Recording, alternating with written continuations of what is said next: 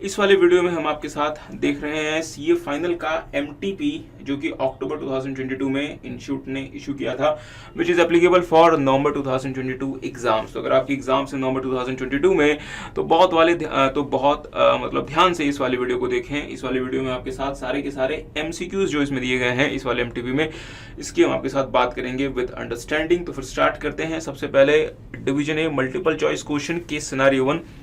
Neha purchased a land in Surat at a cost of rupees 60 lakh in August 2008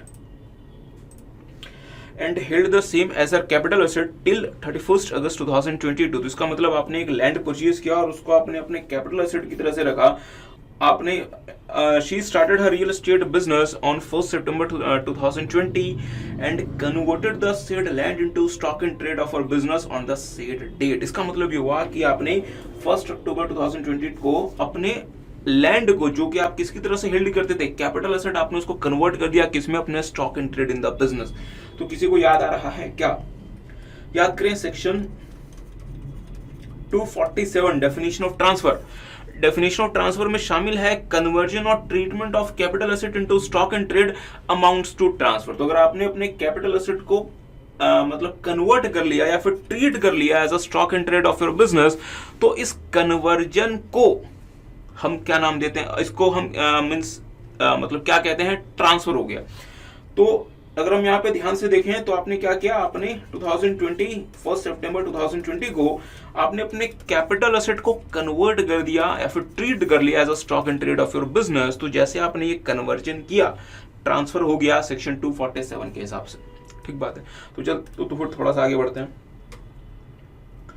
अच्छा, and converted the said land into stock and trade of her business on the said date when the fair market value of the land was 350 lakhs। चल, she constructed 25 apartments of equal size, quality and dimensions and the construction was completed in January 2022। Cost of construction of each apartment is rupees 20 lakhs। चलिए, she sold 20 apartments at rupees 40 lakh per apartment in Jan 2022 and Feb 2022। इसका मतलब ये हुआ कि ये जो land जो आपने कन्वर्ट किया था, इस वाले लैंड में आपने 25 अपार्टमेंट बनाए हैं। ये जो लैंड था जो आपने अपने पास कैपिटल एसेट की तरह से रखा हुआ था, फिर आपने इस कैपिटल एसेट को अपने बिजनेस का स्टॉक एंड ट्रेड में मींस कन्वर्ट कर लिया और इस वाले लैंड में आपने 25 अपार्टमेंट बनाए और इस 25 अपार्टमेंट में से 20 अपार्टमेंट जो है आपने जैन और फेब 2022 में सेल कर दिए। और हाँ, एक और छोटी सी बात, यहाँ पे हर एक अपार्टमेंट को बनाने की कॉस्ट कितनी आई है, 20 लाख रुपए पर अपार्टमेंट। ठीक है, जल्दी से आगे बढ़ते हैं। अच्छा, the remaining 5 apartments were held in stock as on 31 March 2022 means जो आपके पास 5 अपार्टमेंट बच गए थे वो आपके पास स्टॉक एंड ट्रेड की तरह से पड़े हुए हैं। मीन्स अभी तक वो अपार्टमेंट आपके बिके नहीं है। Means for the end means up to the end of the previous year 21-22 आपने सिर्फ और सिर्फ 20 अपार्टमेंट बेचे हैं जो कि आपने उस लैंड के कन्वर्जन से बनाए थे। और आपने मीन्स 25 अपार्टमेंट बनाए थे जिसमें से आपने 20 बेच दिए। मीन्स 5 अपार्टमेंट अभी तक बेचने रह गए। ओके, आगे देखें। All the 5 apartments were sold in April 2022 for rupees 42 lakh पर अपार्टमेंट। अच्छा, तो जो आपके रिमेनिंग 5 अपार्टमेंट थे वो आपने अप्रैल 2022 में बेच दिए 42 लाख रुपए पर अपार्टमेंट। बट आपने ये जो 20 अपार्टमेंट बेचे थे आपने 40 लाख रुपीज पर अपार्टमेंट के रेट से बेचे थे। ठीक है। अच्छा, she also holds a penthouse in Nagpur, construction of which was completed in March 2021 as stock in trade. अच्छा, तो आपके पास एक प्रॉपर्टी थी स्टॉक इन ट्रेड की तरह से, वो था क्या, पेंथ हाउस था आपका नागपुर में। एक पेंथ हाउस था आपके पास। पेंथ हाउस का मतलब होता है बहुत बड़े अपार्टमेंट्स। ठीक है। She let out the penthouse to mister Harsh, a salaried individual for rupees 62,000 per month. अच्छा, from April 2021 to March 2023 to whom she has furnished her PAN। अच्छा, he paid का मतलब he paid मीन्स हर्ष, क्योंकि अगर means Neha ji पे करती तो फिर क्या लिखा होता, शी पेड। बट यहाँ पे लिखा हुआ है ही पेड। ही पेड इंप्लाइज कि यहाँ पे जो म्युनिसिपल टैक्सेस वगैरह पे किए गए हैं ये किसके द्वारा पे किए गए हैं, नेहा जी के थ्रू नहीं, हर्ष जी के थ्रू। मीन्स हर्ष ने यहाँ पे म्युनिसिपल टैक्सेस वगैरह पे किए हैं, क्योंकि यहाँ पे जो वर्ड इस्तेमाल हुआ है दैट इज ही पेड। पर सर क्या इतने माइनर चीजें इंस्टीट्यूट हमें एग्जाम में देगा? देखते हैं आगे। He paid municipal taxes of 6,400 each for the year respectively. The said penthouse was thereafter sold in April 2023 23,070 lakh. तो ये थोड़ा सा ध्यान दीजिएगा, यहाँ पे म्युनिसिपल टैक्सेस जो है वो ही पेड लिखा, मतलब मिस्टर हर्ष ने पे किया है, मीन्स टेनेंट ने पे किया है, लैंडलॉर्ड ने पे नहीं किया है, ठीक है। अच्छा, शी इन्वेस्टेड का मतलब miss Neha, she invested ₹20 lakh in the bonds issued by national highway authority of India on 31 March 2022, ₹20 lakh in bonds of RECL rural electrification corporation of India on 15 September and 10 lakh in bond of rural again और 30 सितंबर को, और 10 लाख रुपए NHAI के bond में 31 दिसंबर को इस and बाद में लिखा साहब कि Neha is subject to tax audit for the previous year 2022। Tax audit अगर आप सब्जेक्ट टू टैक्स ऑडिट हैं तो इसका मतलब ये हुआ कि आपको जो है अपना ITR 31 अक्टूबर जो है 2022 तक फाइल करना है, ठीक है। Cost inflation indexes financial year, चलिए कोई बात नहीं। तो इसमें इन्होंने कहा है कि देखिए, तो मेरी बात पे थोड़ा सा ध्यान दीजिएगा डेयर, चूंकि अब तो आप बिल्कुल अपने एग्जाम के मुहाने पे खड़े हैं, तो मैं आपसे ये एक्सपेक्ट नहीं करता कि अभी तक आपने जो है वो कुछ आपका अभी तक मतलब पढ़ना रह गया होगा। आपने सब कुछ ऑलरेडी अपना मतलब पढ़ लिया होगा, इसमें कोई मीन्स मतलब शक नहीं है। अगर आप इस वाले क्वेश्चन में आगे प्रोसीड करते हैं तो एक बात तो हमें बड़ी क्लियरली इंडिकेशन यहाँ से हमें मतलब मिलती है कि ये जो केस है, बेसिकली ये केस किस वे में बनाया गया है, या ये केस का मेन मतलब थीम क्या है। इस केस स्टडी का जो मेन थीम है that is the conversion of capital asset into stock and trade by the SSC। इसका मतलब ये हुआ कि अगर SSC के पास कोई एसेट था as a capital asset, but अगर SSC ने उस कैपिटल एसेट को अपने बिजनेस का स्टॉक एंड ट्रेड में अगर मीन्स कन्वर्ट कर दिया तो उसका इंपैक्ट क्या होगा, उसका टैक्स ट्रीटमेंट क्या होगा, ये आपको डील करता है डियर कैपिटल गेन से। तो मैं थोड़ा सा आपका ज्यादा समय तो वेस्ट नहीं करूंगा, बट सिर्फ मैं थोड़ी सी बात यहाँ पे आपके साथ करूंगा। लेट्स से अगर मुझे कुछ चीज, अच्छा लेट्स से कि ये आपके पास एक हाउस प्रॉपर्टी है that is the capital asset. ये हाउस प्रॉपर्टी में, ये मेरी हाउस प्रॉपर्टी है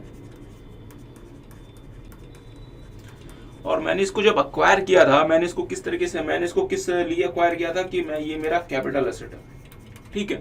लेट्स से लेटर ऑन मैं इस कैपिटल एसेट को अपने बिजनेस के स्टॉक एंड ट्रेड में कन्वर्ट कर देता हूं, मींस मैं इस वाले कैपिटल एसेट को अपने बिजनेस का स्टॉक एंड ट्रेड मानता हूं, मींस मैं अपने बुक्स में इसको इंक्लूड कर लेता हूं अपने मींस बिजनेस के मतलब बुक्स में, ठीक है।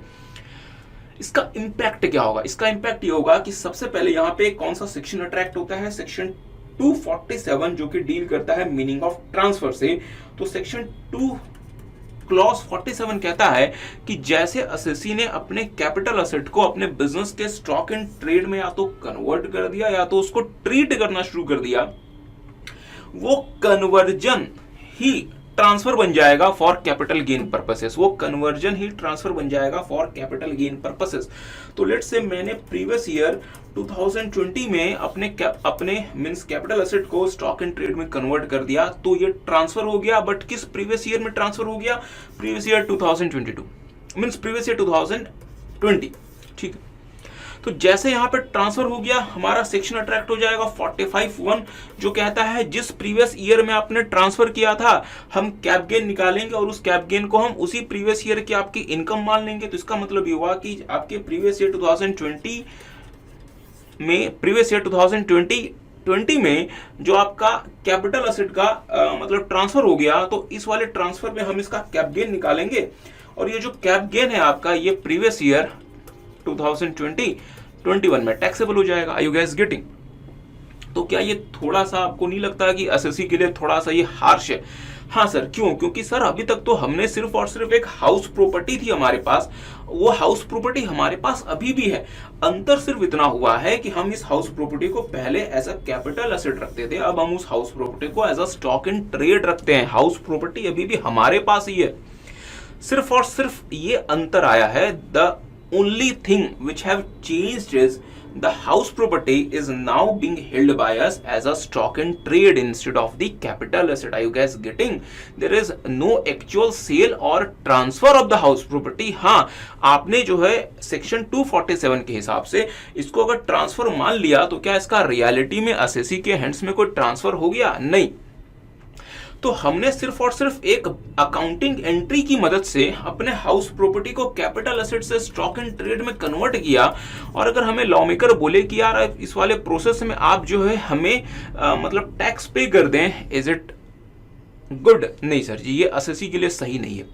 तो सर क्या आपका मतलब ट्रांसफर नहीं हुआ? नहीं, ट्रांसफर हो गया। तो ध्यान दीजिएगा डियर, ज्यादा समय नहीं लगाते हुए, यहाँ पे दो चीजें अराइज हो रही है। पहला तो ये हो रहा है कि ट्रांसफर तो हो गया।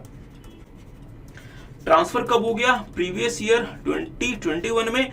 बट इस वाले ट्रांसफर में हम सेक्शन 45(1) के हिसाब से, सेक्शन 45(1) के हिसाब से हम यहाँ पे आपसे capital gain in the previous year 2020 means in the previous year 2021 नहीं ले सकते। क्यों? क्योंकि एसएससी के पास तो कोई पैसे आए ही नहीं है। एसएससी ने सिर्फ और सिर्फ एक बुक एंट्री पास की थी और उस बुक एंट्री की मदद से जो है उसने अपने कैपिटल एसेट को अपने स्टॉक एंड ट्रेड में कन्वर्ट कर दिया। क्या रियलिटी में कोई ट्रांसफर हो गया? नहीं। बट अगर आप सेक्शन 45(1) पढ़ेंगे, सेक्शन 45(1) क्या कहता है कि जैसे ट्रांसफर हो गया, जिस प्रीवियस ईयर में ट्रांसफर हो गया, उस प्रीवियस ईयर में आपका कैप गेन टैक्सेबल हो जाएगा, मींस वो उसी प्रीवियस ईयर की इनकम बन जाएगा। बट सर यहाँ पे तो चले ट्रांसफर तो हो गया, बट क्या 45(1) के हिसाब से क्या टैक्स लेना सही रहेगा? नहीं। इसलिए ऐसे सिचुएशन में एसएससी को रिलीफ देने के लिए एक नया सेक्शन आया था जिसका नाम है 45 सबसेक्शन 2, जो कहता है कि अगर आपने अपने कैपिटल एसेट को अपने स्टॉक एंड ट्रेड में कन्वर्ट किया, फिर से बहुत ध्यान से, अगर एसएससी ने अपने कैपिटल एसेट को स्टॉक एंड ट्रेड में कन्वर्ट किया, तो जैसे आपने अपने कैपिटल एसेट को स्टॉक एंड ट्रेड में कन्वर्ट किया, हाँ ट्रांसफर हो गया सेक्शन 247 के हिसाब से, इसमें कोई शक नहीं है, ट्रांसफर हो गया। बट जब आप उस स्टॉक एंड ट्रेड को जब आप सेल करेंगे, जब इस स्टॉक एंड ट्रेड को आप सेल करेंगे, उस प्रीवियस ईयर में हम आपसे कैप गेन चार्जेबल बना देंगे। मींस उस प्रीवियस ईयर में आपको कैप गेन पे भी टैक्स देना पड़ेगा। उस प्रीवियस ईयर में आपको कैप गेन पे भी टैक्स देना पड़ेगा, क्योंकि उसी प्रीवियस ईयर में आपके पास रियल में पैसा आएगा। मेरी बात पे ध्यान दीजिएगा, थोड़ा सा मैं इसको साफ कर दूं। अगर आपने अपने कैपिटल एसेट को स्टॉक एंड ट्रेड में कन्वर्ट कर दिया, तो आपको सिर्फ और सिर्फ एक बुक एंट्री पास करनी पड़ी, इससे ज्यादा आपने कुछ नहीं किया। और उस बुक एंट्री को पास करके जो एसेट आपके पास कैपिटल एसेट की तरह से पड़ा था, आपने उस वाले एसेट को स्टॉक एंड ट्रेड की तरह से ट्रीट करना शुरू कर दिया। इसमें कोई बहुत बड़ी बात नहीं हो गई, just through a book entry आपने ऐसा कर लिया। बट क्या रियलिटी में एसएससी के पास कोई पैसा आया? नहीं। तो जब एसएससी के पास कोई पैसा आया ही नहीं है, तो क्या यहाँ पे डिपार्टमेंट जो है यहाँ पे क्या एसएससी से टैक्स मांग ले? नहीं। तो लॉ मेकर ने इस चीज को समझा और कहा कि ठीक है, जब कोई ऐसी सिचुएशन अराइज होगी जब आपने अपने कैपिटल एसेट को स्टॉक एंड ट्रेड में कन्वर्ट कर दिया, ऐसे सिचुएशन में ट्रांसफर तो उसी प्रीवियस ईयर में हो गया जिस प्रीवियस ईयर में आपने अपने स्टॉक एंड ट्रेड में इसे कन्वर्ट या फिर ट्रेड किया था। ट्रांसफर तो हो गया, बट साहब पैसा कब आएगा? पैसा तो तभी आएगा ना जब ये स्टॉक एंड ट्रेड आप सेल करेंगे। तो जब आप इस स्टॉक एंड ट्रेड सेल करेंगे उस प्रीवियस ईयर में, हम कैप गेन पे भी आपसे टैक्स ले लेंगे। सर कैप गेन कौन सा? कैप गेन वो वाला जो आपका कैपिटल एसेट को स्टॉक एंड ट्रेड में कन्वर्ट करने की वजह से अराइज हुआ था। क्योंकि कैपिटल एसेट को स्टॉक एंड ट्रेड में कन्वर्ट करना सेक्शन 247 के हिसाब से ट्रांसफर माना गया है और उस पर कैपिटल गेन कंप्यूट होगा। ठीक बात है। बट आपको इस पर टैक्स कब देना है? टैक्स आपको उस प्रीवियस ईयर में देना है जिस प्रीवियस ईयर में आप इस कैपिटल एसेट को एक्चुअली में सेल करेंगे। सर कैपिटल एसेट को सेल करेंगे? कैपिटल एसेट तो बचा ही नहीं। बिल्कुल सही बात। इस स्टॉक एंड ट्रेड को सेल करेंगे जो कि पहले आपका कैपिटल एसेट था। बट सर लेट्स से कि अगर हमने प्रपोर्शनेट कैपिटल एसेट सेल किया है, तो मींस अगर हमने प्रपोर्शनेट स्टॉक एंड ट्रेड बेचा है, तो फिर proportionate cap gain tax pay कर दें और रिमेनिंग जब आप जिस और प्रीवियस ईयर में सेल करेंगे उस प्रीवियस ईयर में दे देना। अगर सर आपने 100% स्टॉक एंड ट्रेड बेच दिया, तो जिस प्रीवियस ईयर में आपने 100% स्टॉक एंड ट्रेड आपने मतलब बेच दिया, उसी प्रीवियस ईयर में आप 100% कैप गेन टैक्स पे कर दें। It is as simple as that. तो इसका मतलब ये हुआ कि जो कैपिटल गेन की कंप्यूटेशन है, बहुत ध्यान से मेरी बात को सुनेंगे, जो कैपिटल गेन की कंप्यूटेशन है वो तो प्रीवियस ईयर 2020 के रेफरेंस से ली जाएगी। Are you guys getting? But ये जो कैप गेन आपका टैक्सेबल कब होगा? लेट्स से आपने 2022 में इस एसेट को बेच दिया इन द प्रीवियस ईयर 2022। इसका मतलब कैप गेन इस वाले कन्वर्जन में जो कंप्यूट होगा वो तो प्रीवियस ईयर 2020 के रेफरेंस से होगा। पर टैक्सेबल कब होगा? In the previous year 2022 when the asset which asset stock in trade which used to be your capital asset, जब ये stock and trade actually market में बिक जाएगा। ठीक बात है। Are you guys getting? तो सर एक बात बताओ, जब आप इस स्टॉक एंड ट्रेड को मार्केट में बेचोगे, अभी तक तो आप कह रहे हो कि हमें कैपिटल गेन पर टैक्स दे दो, कैपिटल गेन पर टैक्स दे दो, बट साहब जब आप स्टॉक एंड ट्रेड को बेचोगे तो स्टॉक एंड ट्रेड को बेचने पे भी तो आपका बिजनेस इनकम राइज होता है। बिल्कुल सही बात है, जब आप स्टॉक एंड ट्रेड को बेचोगे तो उसका जो बिजनेस इनकम आएगा वो भी तो आपको 2022 में उस पे भी तो आपको टैक्स देना पड़ेगा। इसका मतलब ये हुआ, ज्यादा समय आपका वेस्ट नहीं करते हुए, 2022 में, सर 2022 ही क्यों, क्योंकि 2022 हमारा यहाँ पे वो साल है जहां पे आपने अपना स्टॉक एंड ट्रेड बेच दिया। तो 2022 में आपको दो तरीके के टैक्स देने पड़ेंगे, एक तो आपको कैप गेन देना पड़ेगा और एक आपको पीजीबीपी के हेड में आपकी इनकम आएगी। कैप गेन सर कौन वाला, जो कि आपने अपने कैपिटल एसेट को स्टॉक एंड ट्रेड में कन्वर्ट किया था, उस वाले कन्वर्जन की वजह से जो कैप गेन आया वो आपको 2022 में पे करना पड़ेगा। बट सर हमने कन्वर्जन तो 2020 में कर दिया था, कन्वर्जन तो आपने 2020 में कर दिया था, बट क्या हम आपसे 2020 में ये वाला टैक्स ले सकते थे? नहीं, क्योंकि कन्वर्जन जो आपने किया तो आपने मैक्सिमम क्या किया, आपने एक अकाउंटिंग एंट्री पास की, उससे आपको कोई रेवेन्यू थोड़े ना आया, तो हम आपसे उस समय टैक्स कैसे मांग सकते हैं? You guys getting? तो एसएससी के लिए तो ये बहुत हार्श हो जाता ना। तो इसलिए कैप गेन 2020 वाला, बट आपका टैक्सेबल होगा 2022 में जब आप उस स्टॉक एंड ट्रेड को बेचोगे। ठीक बात है, किसी को बात समझ आ रही है? और पीजीबीपी तो आपका आएगा ही आएगा, क्योंकि आपने एक अपना स्टॉक एंड ट्रेड बेचा है, तो उसकी वजह से तो आपकी बिजनेस इनकम होगी ही होगी। ठीक बात। तो चले, बस ज्यादा समय आपका नहीं लेते सर, आप बार बार यही बोल रहे हो बट आप ज्यादा समय लगा रहे हो। अब डियर क्या कर सकते हैं, थोड़ा सा तो आपको एक्सप्लेन करना पड़ेगा, तो मेरी बात पे थोड़ा सा ध्यान दीजिएगा। जब हम प्रीवियस ईयर 2020 की बात करते हैं तो यहां पे हमने आपको क्या कहा कि प्रीवियस ईयर 2020 के रेफरेंस से आपका कैप गेन कंप्यूट होगा।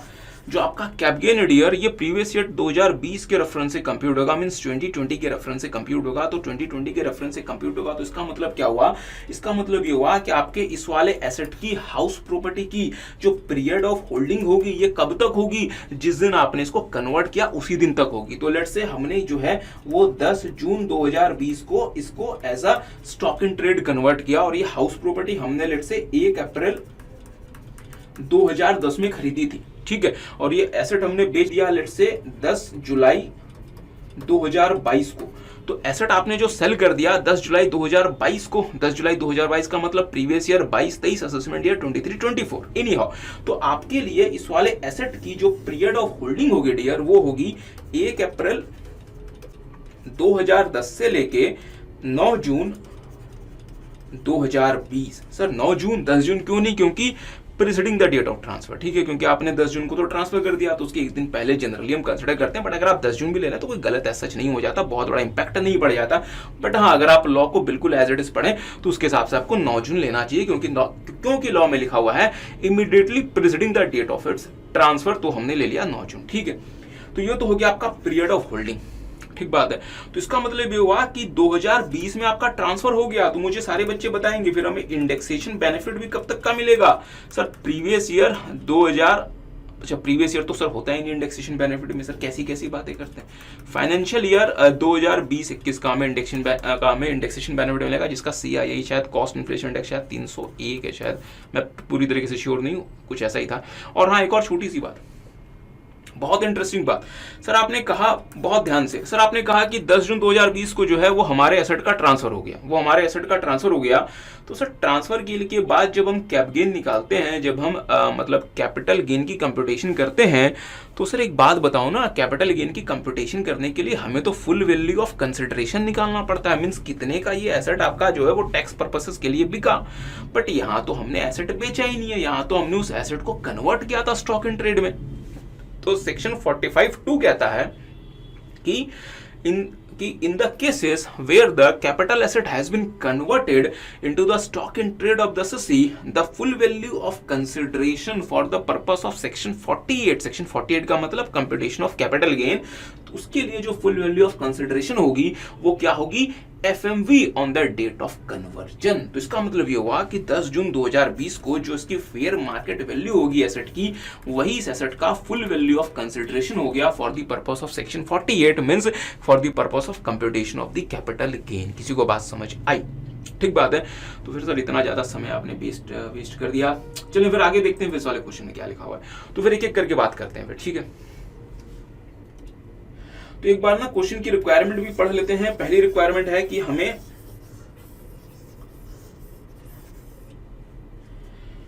अच्छा, कॉस्ट इन्फ्लेशन इंडेक्स में दिया हुआ है। क्वेश्चन कहता है what is the amount of cap gain chargeable to tax in the hands of Neha for the assessment year 22-23, और दूसरा होगा पीजीबीपी कितना चार्जेबल है। What is the amount of income chargeable in the hands of Neha under the head PGBP. तो आपको accordingly जो है वो पीजीबीपी और आपको जो वो कैप गेन निकालना है, तो इसका मतलब 45(2) यहाँ पे पूरी तरीके से अपना रोल प्ले करेगा। तो मेरे साथ साथ थोड़ा सा देखेंगे, बहुत ध्यान से देखेंगे। नेहा परचेज अ लैंड, तो बहुत ध्यान से मेरी बात पे ध्यान देंगे, देखेंगे। तो आपको फिर स्टार्ट कहां से करना है? आपको स्टार्ट करना है उस प्रीवियस ईयर से जिस प्रीवियस ईयर में स्टॉक इन ट्रेड या तो होली या तो पार्शली ट्रांसफर हो गया, ठीक है, क्योंकि हम पूरे के पूरे स्टॉक इन ट्रेड को ट्रांसफर करने का वेट नहीं करते। लॉ कहता है कि अगर आपने पूरा स्टॉक इन ट्रेड नहीं बेचा, अगर आपने उसका पार्ट बेचा है, तो जितना पार्ट बेचा है हमें उतना प्रपोर्शन उसका कैप गेन दे दो। बाकी पार्ट आप जब बेचोगे उस समय उतना प्रोपोर्शन ऑफ कैप गेन का आप हमें मतलब टैक्स पे कर देना, ठीक है। ओके तो अगर आप इस चीज को ध्यान से पढ़ें तो हमने यहाँ पे ना 25 फ्लैट बनाए। She constructed 25 apartments of equal size, कोई बात नहीं, और आपने इसमें से जो 20 अपार्टमेंट है डियर वो आपने जैन और फेब 2022 में बेच दिए। तो इसका मतलब ये हुआ कि आपका जो transfer of the stock in trade है, ये कौन सा स्टॉक इन ट्रेड है? जो कि आपने कैपिटल एसेट को कन्वर्ट करके बनाया था, ठीक है। तो आपका जो ट्रांसफर हुआ है वो हुआ है जैन और फेब 2022 में, तो इसका मतलब प्रीवियस ईयर 21-22 में, ठीक है। इसका मतलब ये हुआ कि प्रीवियस ईयर 21-22 में, जो प्रीवियस ईयर 21-22 कब से स्टार्ट होके कब तक जाता है सर? 1/4/2021 से लेके 31 मार्च 2022 तक जाता है। तो अगर इस वाले पीरियड में जो भी काम हुआ है वो प्रीवियस ईयर 21-22 में माना जाएगा। सर कैसी बातें कर रहे हो? इन्हीं हो, तो मेरी बात पे ध्यान दीजिएगा। तो चूंकि हमने प्रीवियस ईयर 21-22 में अपने स्टॉक इन ट्रेड को ट्रांसफर कर दिया, तो डियर दो तरीके की इनकम यहाँ पे राइज होंगी। एक तो under the head cap gain और दूसरा अंडर द हेड पीजीबीपी, ठीक है। तो सबसे पहले बात करते हैं कैप गेन की। तो ध्यान दीजिएगा, चूंकि आपने अपने कैपिटल एसेट को स्टॉक इन ट्रेड में कन्वर्ट किया था तो सेक्शन 45(2) भी लग जाएगा यहाँ पे। तो सबसे पहले हम देखते हैं पीरियड ऑफ होल्डिंग। तो ध्यान दीजिएगा, पीरियड ऑफ होल्डिंग हमारा कब से था? हमने ये एसेट कब खरीदा था, मींस नेहा जी ने एसेट कब खरीदा था? अगस्त 2008 में। और इसको कन्वर्ट कब कर लिया अपने स्टॉक इन ट्रेड में सर? 1 सितंबर 2020 में, मींस 31 अगस्त 2020। तो ये 12 साल का समय है, मींस लॉन्ग टर्म। ऐसे भी डियर अगर आप लैंड बिल्डिंग वगैरह देखें तो 24 महीने के बाद वो क्या हो जाता है? Long term. यहाँ तो 12 साल हो गए। चले तो फिर हमने सबसे पहले क्या निकालना है? कैप गेन वाला इनकम। तो मुझे बताएंगे फुल वैल्यू ऑफ कंसिडरेशन कितना आएगा? Full value of consideration section 45 subsection 2 कहता है FMV on the date of conversion, means उस कैपिटल एसेट का जो एफएमवी था on the date of conversion वही आपका हो जाएगा फुल वैल्यू ऑफ कंसिडरेशन। अगर आप इस चीज का ध्यान दें तो फिर 1 सितंबर को आपने कन्वर्ट किया था जिस दिन इसकी एफएमवी थी 350 लाख रुपए। तो ये मेरी फुल वैल्यू ऑफ कंसिडरेशन बन गई for the purpose of computation of the cap gain 350 lakh, ठीक है। इसमें से लेस कर दें index cost of acquisition. Sir why index cost of acquisition? क्योंकि हमारा लॉन्ग टर्म एसेट है और लैंड बिल्डिंग वगैरह में इंडेक्सेशन बेनिफिट अलाउड है। सिर्फ और सिर्फ आपको बताया डियर बॉन्ड या फिर डिबेंचर्स में आप इंडेक्सेशन बेनिफिट क्लेम नहीं कर सकते। कुछ और भी मतलब चीजें होती हैं इसमें, इसकी बात हम नहीं करते। यहाँ पे आपको बिना किसी परेशानी के इंडेक्सेशन बेनिफिट अलाउड है। तो मेरे साथ साथ जल्दी से देखेंगे, आपने ये एसेट खरीदा था 60 लाख रुपए का अगस्त 2008 में, मीन्स आपका जो CII होगा वो कहाँ से आपको मिलना शुरू हो जाएगा सर? फाइनेंशियल ईयर 2008-9 से। और ये कब तक जाएगा? फाइनेंशियल ईयर 2020-21 तक। तो इसका मतलब ये हुआ कि 60 lakh rupees into CII of financial year 2021 divided by CII of financial year 2008-9, ठीक बात है। तो ये कितना बनता है? चले मेरे पास कैलकुलेटर है। 60 इंटू फाइनेंशियल ईयर 2021 का CII 301 डिवाइडेड बाय 8-9 का CII 137। अच्छा तो मेरे साथ साथ देखेंगे, मीन्स अपना कैलकुलेटर यूज करें। ये बनता है समथिंग 138.82। अच्छा तो हमारा जो फुल वैल्यू ऑफ कंसिडरेशन है वो है 350 और हमारा जो कॉस्ट ऑफ एक्विजिशन है वो दिस इज 131.82। तो हमारा मुझे बताएं LTCG कितना आ गया फिर? -350। अच्छा 218.18। तो बहुत ध्यान से मेरी बात को सुनेंगे, जो हमारा LTCG निकल के आ रहा है डेट इज 218,18,000 समथिंग। अच्छा तो हमारा जो टोटल LTCG है, ध्यान दीजिएगा, टोटल LTCG ये आ रहा है 218.18। Sir what is the meaning of the word total LTCG? क्योंकि डियर यहाँ पे ना इंस्टीट्यूट ने कहा हुआ है कि आपको जो आपने इस वाले लैंड पे 25 अपार्टमेंट बनाए थे बट आपने सिर्फ 20 बेचे हैं, तो इसलिए आपका प्रोपोर्शनेट एलटीसीजी टैक्सेबल होगा। तो सर फिर क्या बाकी कभी टैक्सेबल नहीं होगा? होगा डियर, उस साल होगा जिस साल आपने बाकी 5 अपार्टमेंट बेच दिए। तो अगर आप ध्यान दें मेरे साथ साथ तो देखेंगे the remaining 5 apartments were held as a stock in trade on 31 March 2022, पर all the 5 apartments were sold in April 2022। तो इसका मतलब ये हुआ कि जो आपका प्रोपोर्शनेट एलटीसीजी जो कि अभी टैक्सेबल नहीं हो पा रहा, वो आपका असेसमेंट ईयर 23-24 में जाकर टैक्सेबल होगा। ठीक है, चले तो मेरे साथ साथ जल्दी से देखेंगे तो हमारा प्रोपोर्शनेट एलटीसीजी कितना आ जाएगा, 218.18 इंटू 20 डिवाइडेड बाय 25, ये आता है 174.544। So this is our LTCG. This is our total LTCG which is chargeable in the previous year 21-22 और assessment year 22-23। हाँ, इसमें अगर आपका कुछ मीन्स डिडक्शन अवेलेबल है अंडर सेक्शन 54 to 54, जो भी आपके means in the section 54 series, तो आपको उसको भी माइनस करना पड़ेगा अगर आपका कोई डिडक्शन अवेलेबल है और आपको कुछ यहाँ पे दिखाई पड़ रहा है। और आपको यहाँ पे ये दिखाई पड़ रहा है कि इन्होंने यहाँ पे rural electricity corporation of India और इन्होंने यहाँ पे NHI के बॉन्ड में इन्वेस्ट किया है, जो इंडिकेट कर रहा है कि आपको सेक्शन 54 इसी का डिडक्शन मिलेगा। एक और छोटी सी बात, अगर आप सेक्शन 54 EC को पढ़ेंगे तो वहां पे लिखा होता है कि to claim the deduction given under section 54 EC the investment has to be made within 6 month from the date of transfer of the capital asset, within 6 month from the date of the transfer of the capital asset. But sir यहाँ पे तो capital asset का transfer कब हुआ था? Capital asset का transfer हुआ था यहाँ पे, कैपिटल एसेट का ट्रांसफर कब हुआ था सर? कैपिटल एसेट का ट्रांसफर हुआ था 1 सितंबर 2020 में, क्योंकि इसी दिन तो आपने अपने एसेट को जो वो स्टॉक इन ट्रेड में कन्वर्ट किया था, और जैसे आपने एसेट को स्टॉक इन ट्रेड में कन्वर्ट किया ये ट्रांसफर बन गया। तो इसका मतलब ये हुआ कि यहाँ पे जो ट्रांसफर है, ट्रांसफर हुआ था आपका 1 सितंबर 2020 में। और अगर आप सेक्शन 54 EC पढ़ें तो सेक्शन 54 EC के हिसाब से ट्रांसफर के 6 महीने के अंदर अंदर, मतलब सितंबर, अक्टूबर, नवंबर, दिसंबर, जनवरी, फरवरी, तो इसका मतलब ये हुआ कि आपको जो है in any case by the end of Feb 21 तक इन्वेस्टमेंट करना पड़ेगा अगर आपको 54 EC का डिडक्शन चाहिए। किसी को बात समझ आ रही है? तो क्या एक एनोमलिटी आ गई? हाँ सर, क्यों? क्योंकि यहाँ पे 1 सितंबर 2020 को कोई एक्चुअल ट्रांसफर थोड़ा ना हुआ, यहाँ पे क्या हुआ? Deemed transfer. इस चीज को CBDT ने भी समझा और CBDT ने सर्कुलर इशू किया, और उस मतलब सर्कुलर में CBDT ने कहा कि अगर आपने अपने कैपिटल एसेट को स्टॉक इन ट्रेड में कन्वर्ट किया है, उस केस में आप जब उस स्टॉक इन ट्रेड को सेल करेंगे, उस केस में जब आप उस स्टॉक इन ट्रेड को सेल करेंगे, उसके 6 महीने तक आप इन्वेस्टमेंट कर सकते हैं in the specified securities for claiming the means deduction specified under section 54 EC। तो ये CBDT ने सर्कुलर इशू करके कहा था। मैं थोड़ा सा आपको यहाँ पे दिखाना चाहता हूं। अच्छा, तो मेरे साथ साथ देख लें, cap gain not to be chargeable on investment on certain bond. तो सेक्शन 54 EC अपने पास कौन से कैप गेन को एक्सेप्ट करता है? Transfer of a long term capital asset being land और बिल्डिंग और बोथ। तो अगर आपने लैंड बिल्डिंग को अगर आपने ट्रांसफर करके अगर आपके पास किसी भी तरीके का कैप गेन आता है, तो आप उसे स्पेसिफाइड बॉन्ड्स में इन्वेस्ट करके सेक्शन 54 EC के हिसाब से आप मतलब डिडक्शन क्लेम कर सकते हैं। ध्यान दीजिएगा, provided the investment made in long term specified asset by the asset during any financial year does not exceed 50 lakh रुपए। और अगर आप अगले फाइनेंशियल ईयर में अगर आप मींस मतलब इन्वेस्ट करते हैं तो सारा मिला के जो आपको जो कैप है वो 50 लाख रुपए, मींस इन एनी केस ये 50 लाख रुपए से एक्सीड नहीं कर सकता। आप ऐसा नहीं कर सकते कि जिस प्रीवियस ईयर में आपने मींस मतलब ट्रांसफर किया, आपने 50 लाख रुपए वहां पे आपने मतलब जमा कर दिए और अगले 50 लाख रुपए आपने अगले प्रीवियस ईयर में जमा कर दिए, इस तरीके से आपने 1 करोड़ रुपए जमा कर दिया। ऐसा नहीं, मैक्सिमम क्या 50 लाख रुपए है। ठीक है, इसमें एक इंटरेस्टिंग मैं आपको यहाँ पे चीज दिखाना चाहता हूं।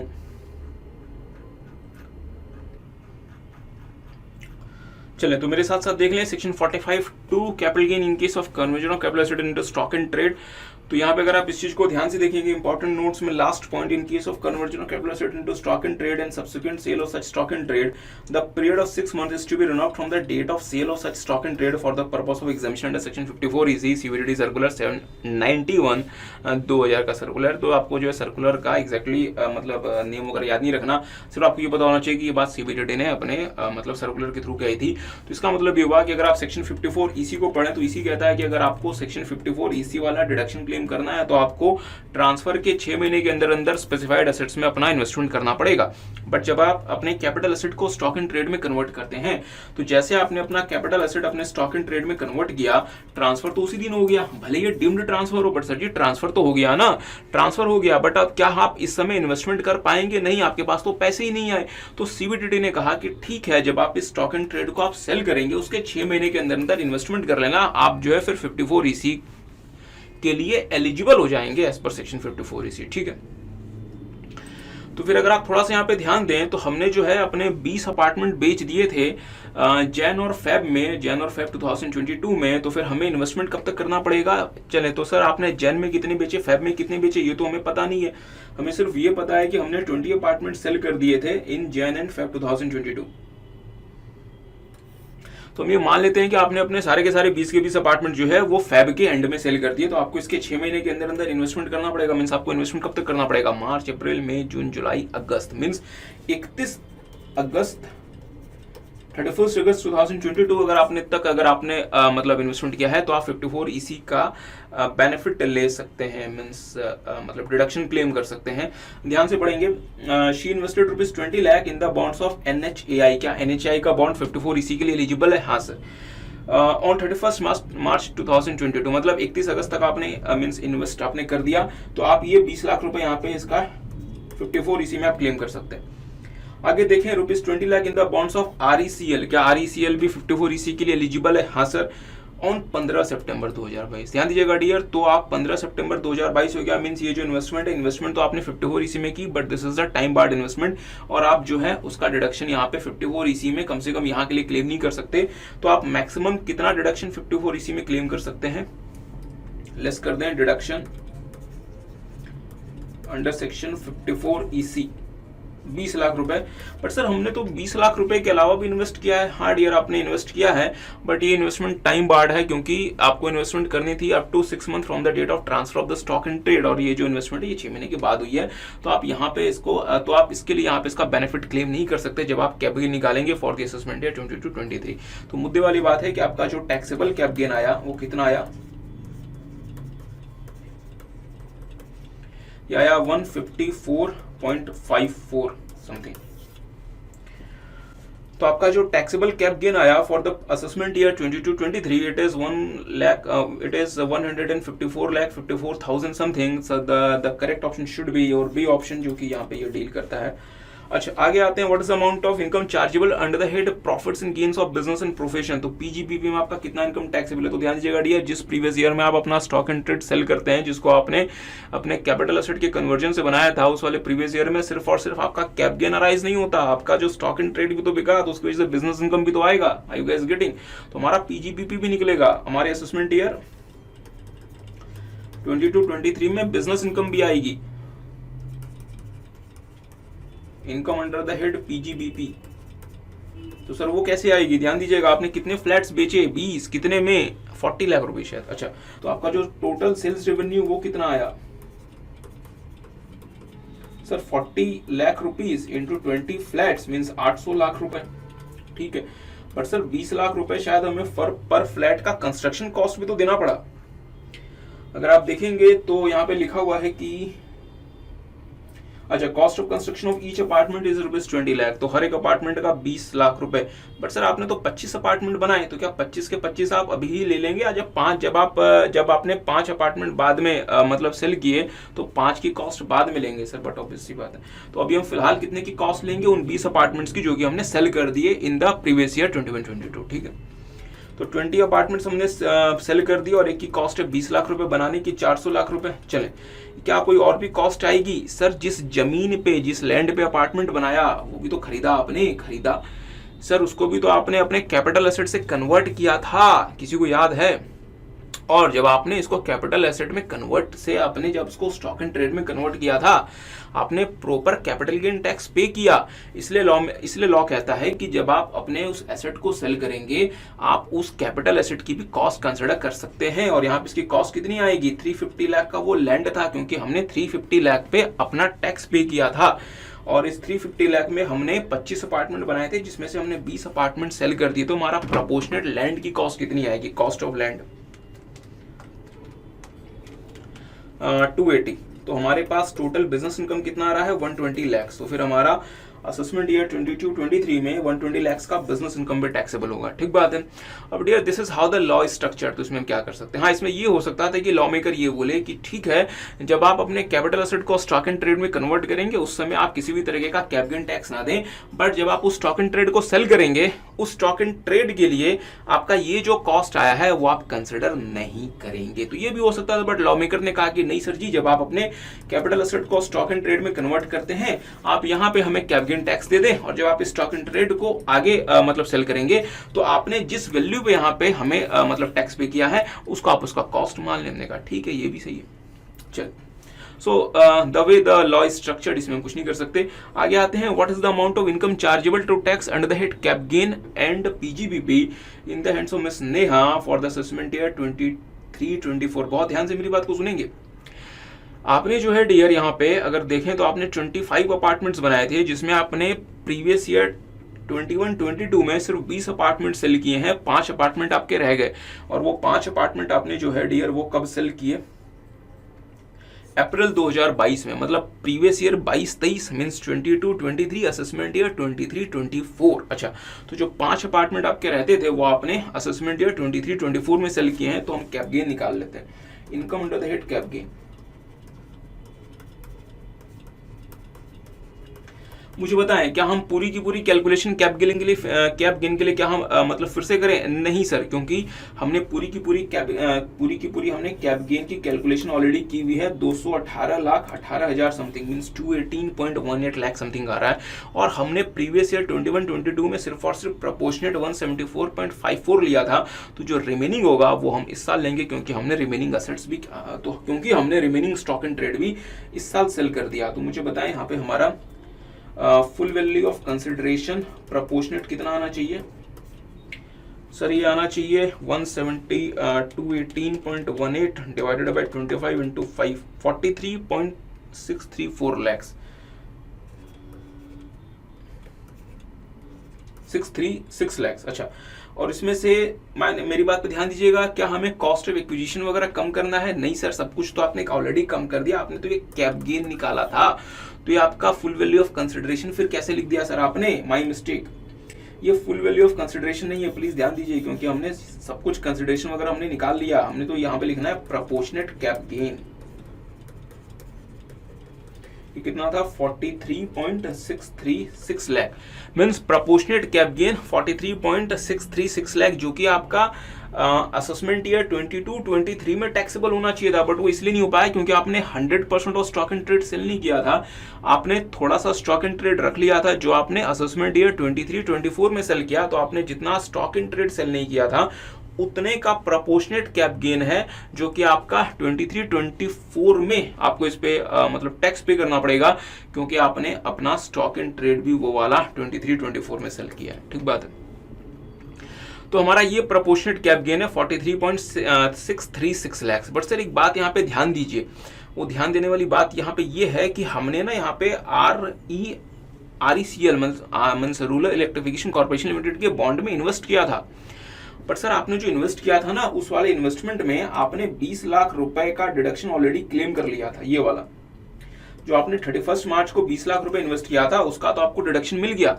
आपने ना बाकी भी इन्वेस्ट किया था, तो सर क्या आप रिमेनिंग इन्वेस्टमेंट में भी डिडक्शन क्लेम कर सकते हैं 54EC में? बहुत ध्यान से मेरी बात को सुनेंगे। CBDT का सर्कुलर क्या कहता है? CBDT का सर्कुलर कहता है कि आप सेक्शन 54EC के बॉन्ड में इन्वेस्ट कर सकते हैं within 6 month from the date of transfer of the stock and trade. Within 6 month from the date of the transfer of the stock and trade. Stock and trade आपने transfer कब किया? अप्रैल 2022 में। अप्रैल 2022 में। तो इसका मतलब ये हुआ कि अगर मैं अप्रैल 2022 के एंड को भी मान लूं तो आप इन्वेस्टमेंट कब तक कर सकते हैं सर? मई, जून, जुलाई, अगस्त, सितंबर, अक्टूबर, 31 अक्टूबर 2022 तक। ध्यान दीजिएगा।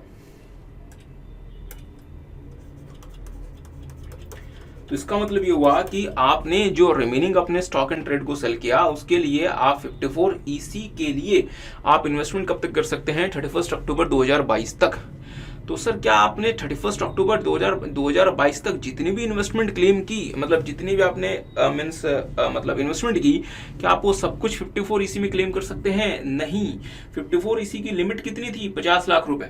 और वो 50 लाख रुपए आप उसी प्रीवियस ईयर में क्लेम कर लें या उसके सक्सीडिंग प्रीवियस ईयर में क्लेम कर लें, मींस किसी भी प्रीवियस ईयर में आप क्लेम करें, इससे कोई फर्क नहीं पड़ता। मैक्सिमम कैप जो सेक्शन 54 EC में है डेट इज 50 लाख, जिसमें से 20 लाख रुपए आपने ऑलरेडी 21-22 में क्लेम कर लिए, मींस असेसमेंट ईयर 22-23 में क्लेम कर लिए। Are you guys getting? तो रिमेनिंग जो है हम यहाँ पे क्लेम कर सकते हैं। तो मेरे साथ साथ देखेंगे आपने रिमेनिंग इन्वेस्टमेंट कितना किया। आपने 15 सितंबर को इन्वेस्ट किया है, 15 सितंबर 22 को आपने इन्वेस्ट किया है कितना? 10 लाख रुपए। तो आप ये 10 लाख क्लेम कर सकते हैं। इसके बाद आपने 30 सितंबर 22 को इन्वेस्ट किया है कितना? 10 लाख रुपए।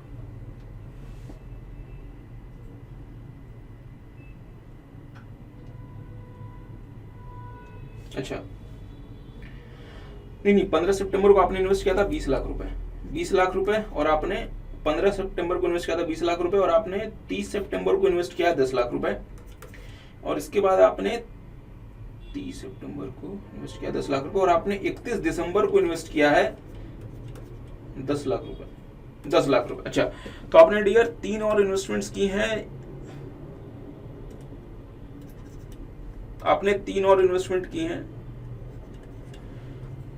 15 सितंबर, 30 सितंबर और 31/12/2022, मतलब 3 और आपने इन्वेस्टमेंट की हैं। 50 लाख के कैप में आपका रिमेनिंग अमाउंट कितना बचता है जिसको आप डिडक्शन क्लेम कर सकते हैं? सर 20 लाख तो आपने ऑलरेडी क्लेम कर लिया था, 50 में 30 और बचते हैं, तो आप एक 15 सितंबर वाला डिडक्शन क्लेम कर सकते हैं 54 EC में, और आप 30 सितंबर वाला क्लेम कर सकते हैं। ध्यान दीजिएगा डियर, जो आपने इसके बाद इन्वेस्टमेंट किया था 31/12 को, वो तो आपका टाइम बार्ड है, वो तो आपको ऐसे भी अलाउड नहीं होता। बट लेट्स से कि अगर आपने इसको इसके पहले भी किया होता तो भी ये उस कैप के बाहर चल जाता, क्योंकि हमारे 50 लाख की जो कैप है वो एग्जॉस्ट हो जाती है। जैसे आपने ये 2 इन्वेस्टमेंट काउंट कर लिए, फिर आपके पास कैप में आपके पास फिर स्पेस नहीं बचता। मैक्सिमम आपको 50 लाख अलाउड है, जिसमें से 20 लाख आपको प्रीसीडिंग प्रीवियस ईयर में मिल गया था, तो आपको इस वाले प्रीवियस ईयर में सिर्फ 30 लाख रुपए मैक्सिमम मिलेगा, जो कि आपको मिल गया। ठीक है, इसमें से माइनस करते हैं 54 EC 30 लाख रुपीज, तो आपका अमाउंट कितना बनना चाहिए? 13,63,000 समथिंग 13,63,600 रुपए के आसपास। तो डियर चूंकि हम मतलब लैक्स में कर रहे हैं, तो आपको हो सकता है कि बिल्कुल प्रिसाइज यहाँ पे फिगर ना मिले, बट समथिंग जो कि यहाँ पे स्टैंड करना चाहिए। तो ये तो हमारा कैप गेन हो गया, ये तो हमारा कैप गेन आएगा इन द असेसमेंट ईयर 23-24। हाँ, आपने जो 5 अपार्टमेंट जो आपने सेल किए थे अप्रैल 2022 में, मतलब previous year 22-23 means assessment year 23 मतलब 24, उसको भी तो जो आप सेल करेंगे तो उसका भी तो आपका कुछ इनकम आएगा, बिजनेस इनकम आएगा। तो आपकी सेल प्राइस कितनी थी सर? 42 लाख रुपए का आपने सेल किया था 5 अपार्टमेंट, तो 210 लाख रुपए आना चाहिए। इसमें से माइनस कर दें कॉस्ट ऑफ कंस्ट्रक्शन कितना था सर? एक फ्लैट का 20 लाख रुपए कंस्ट्रक्शन कॉस्ट था, तो 100। But sir cost of land भी तो है, तो कॉस्ट ऑफ लैंड में 350 लाख रुपए, जिसमें से आपने 20 अपार्टमेंट का प्रोपोर्शनेट ऑलरेडी क्लेम कर लिया था, तो सर रिमेनिंग जो आपका बच गया वो इस बार ले लो 70 लाख रुपए। तो आपका PGBP कितना बनता है? 40 लाख रुपीज। तो हमारा कैप गेन निकलेगा 13,63,600 and our PGBP would be 40 lakh rupees in the assessment year 23-24, जो कि हमारा ऑप्शन नंबर शायद C है। हमारा करेक्ट ऑप्शन C हो गया, जहां पे हमारा PGBP बन गया 40 लाख रुपीज और कैप गेन हमारा बन गया 13,63,600 रुपए। आगे आते हैं। अच्छा, आगे आते हैं। क्वेश्चन है, is the annual value of penthouse held as a stock in trade taxable?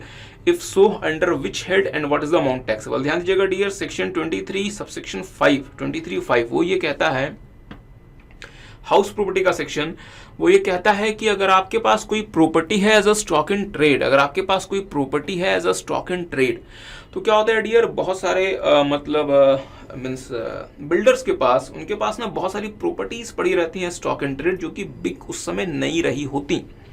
तो उन प्रॉपर्टीज को खाली रखने से अच्छा है कि वो उसको लेट आउट कर देते हैं। They usually let out that property, जो कि है तो स्टॉक इन ट्रेड, जिनको वो अल्टीमेटली सेल करना चाहते थे, बट डियर उस समय हो सकता है कि मार्केट उस तरीके का नहीं हो, और उस समय हो सकता है कि आपको आपका रिक्वायर्ड अमाउंट नहीं मिल रहा हो।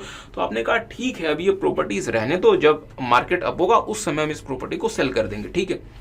तो मीनवाइल आप क्या करते हैं, मीनवाइल आप उस प्रॉपर्टी को रेंट में दे देते हैं। तो सेक्शन 23(5) कहता है ऐसी प्रॉपर्टी जो कि आपके पास पड़ी थी as a stock in trade, but अगर आपने इसको मींस लेट आउट कर दिया तो इसका जो एनुअल वैल्यू आएगा वो आपका बिजनेस इनकम नहीं होगा, वो आपका income under the head house property होगा सेक्शन 23(5) के हिसाब से। फिर से, तो अगर आपके पास कोई प्रॉपर्टी है which was as a stock in trade for you, but अगर आपने उसको, जब तक आप उसको सेल नहीं कर रहे, अगर आपने उसको लेट आउट कर दिया, तो अगर आपने जो लेट आउट किया, लेट आउट करने की वजह से जो आपको रेंट वगैरह मिलेगा, जिसको हम इनकम टैक्स के लैंग्वेज में एनुअल वैल्यू कहते हैं, ये आपका एनुअल वैल्यू जो है ये आपका पीजीबीपी हेड में टैक्सेबल नहीं होगा, डिस्पाइट द फैक्ट कि आपका जो ये प्रॉपर्टी थी ये स्टॉक इन ट्रेड है।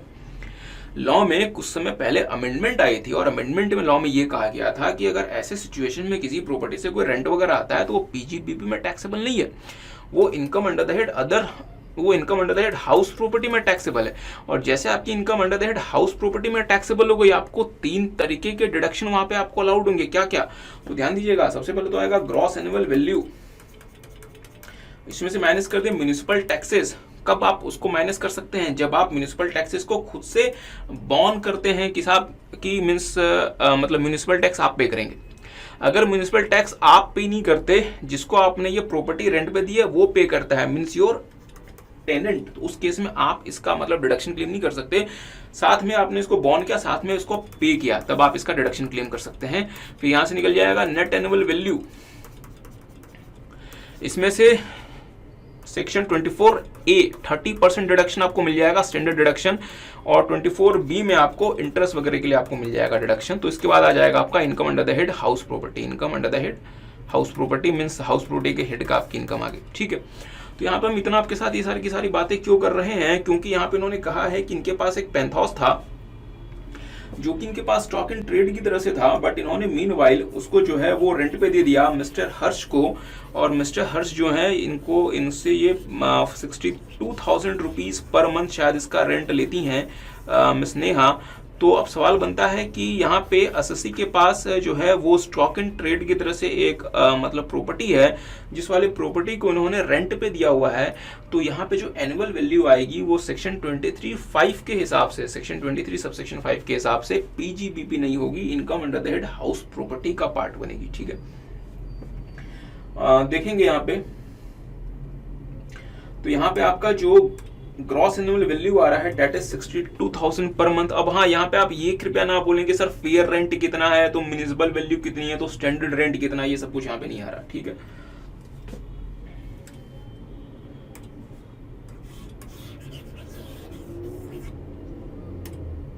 तो देख लें साहब यहाँ पे ग्रॉस एनुअल वैल्यू 62,000 इंटू 12, क्योंकि ये शायद पूरे साल आपका रेंट पे था ना। अच्छा, मार्च 2021 को दिया था, और ये 3 साल तक शायद रेंट में, टू मार्च 2023। तो इसका मतलब हुआ कि प्रीवियस ईयर 21-22 में तो ये पूरे के पूरे पीरियड के लिए ये मींस लेट आउट था। 62,000 इंटू 12 कितना बनता है साहब, 744। इसमें से लेस कर दें municipal taxes, but municipal taxes आप तभी लेस कर सकते हैं जब 2 कंडीशन सेटिस्फाई होंगी। पहला कि जब ये म्युनिसिपल टैक्सेस आप बॉर्न करते हैं साथ में पे करते हैं, ठीक है। और आप यहाँ पे ध्यान से देखें तो देखेंगे कि ही पेड म्युनिसिपल टैक्सेस, ही का मतलब कौन, हर्ष, मिस्टर हर्ष ने यहाँ पे म्युनिसिपल टैक्स पे किया, मीन्स यहाँ पे लैंडलॉर्ड ने म्युनिसिपल टैक्सेस पे नहीं किया, तो फिर आपको किस बात का डिडक्शन, तो ये हो गया यहाँ पे निल। तो हमारा नेट एनुअल वैल्यू आ गया 744। इसमें से लेस कर देंगे standard deduction under section 24A 30% standard deduction, जिसको हम नॉशनल डिडक्शन भी कह सकते हैं, ये आता है 223,200। और इंटरेस्ट वगैरह की यहाँ पे कोई बात हमें नहीं बताई गई, इंटरेस्ट अंडर सेक्शन 24B, तो यहाँ पे हम इंटरेस्ट को कुछ नहीं लेते यहाँ पे। तो ये आपका निकल गया income under the head house property -744, कितना आया 5,20,800। So that is your income under the head house property. 5/20/800, और ये हाउस प्रॉपर्टी वाले हेड में टैक्सेबल होगा। अच्छा, तो देखेंगे if so what is the head and what is the amount taxable. तो ये जो है आपके हाउस प्रॉपर्टी हेड में टैक्सेबल हो रहा है 5/20/800 था ना, 5,20,800।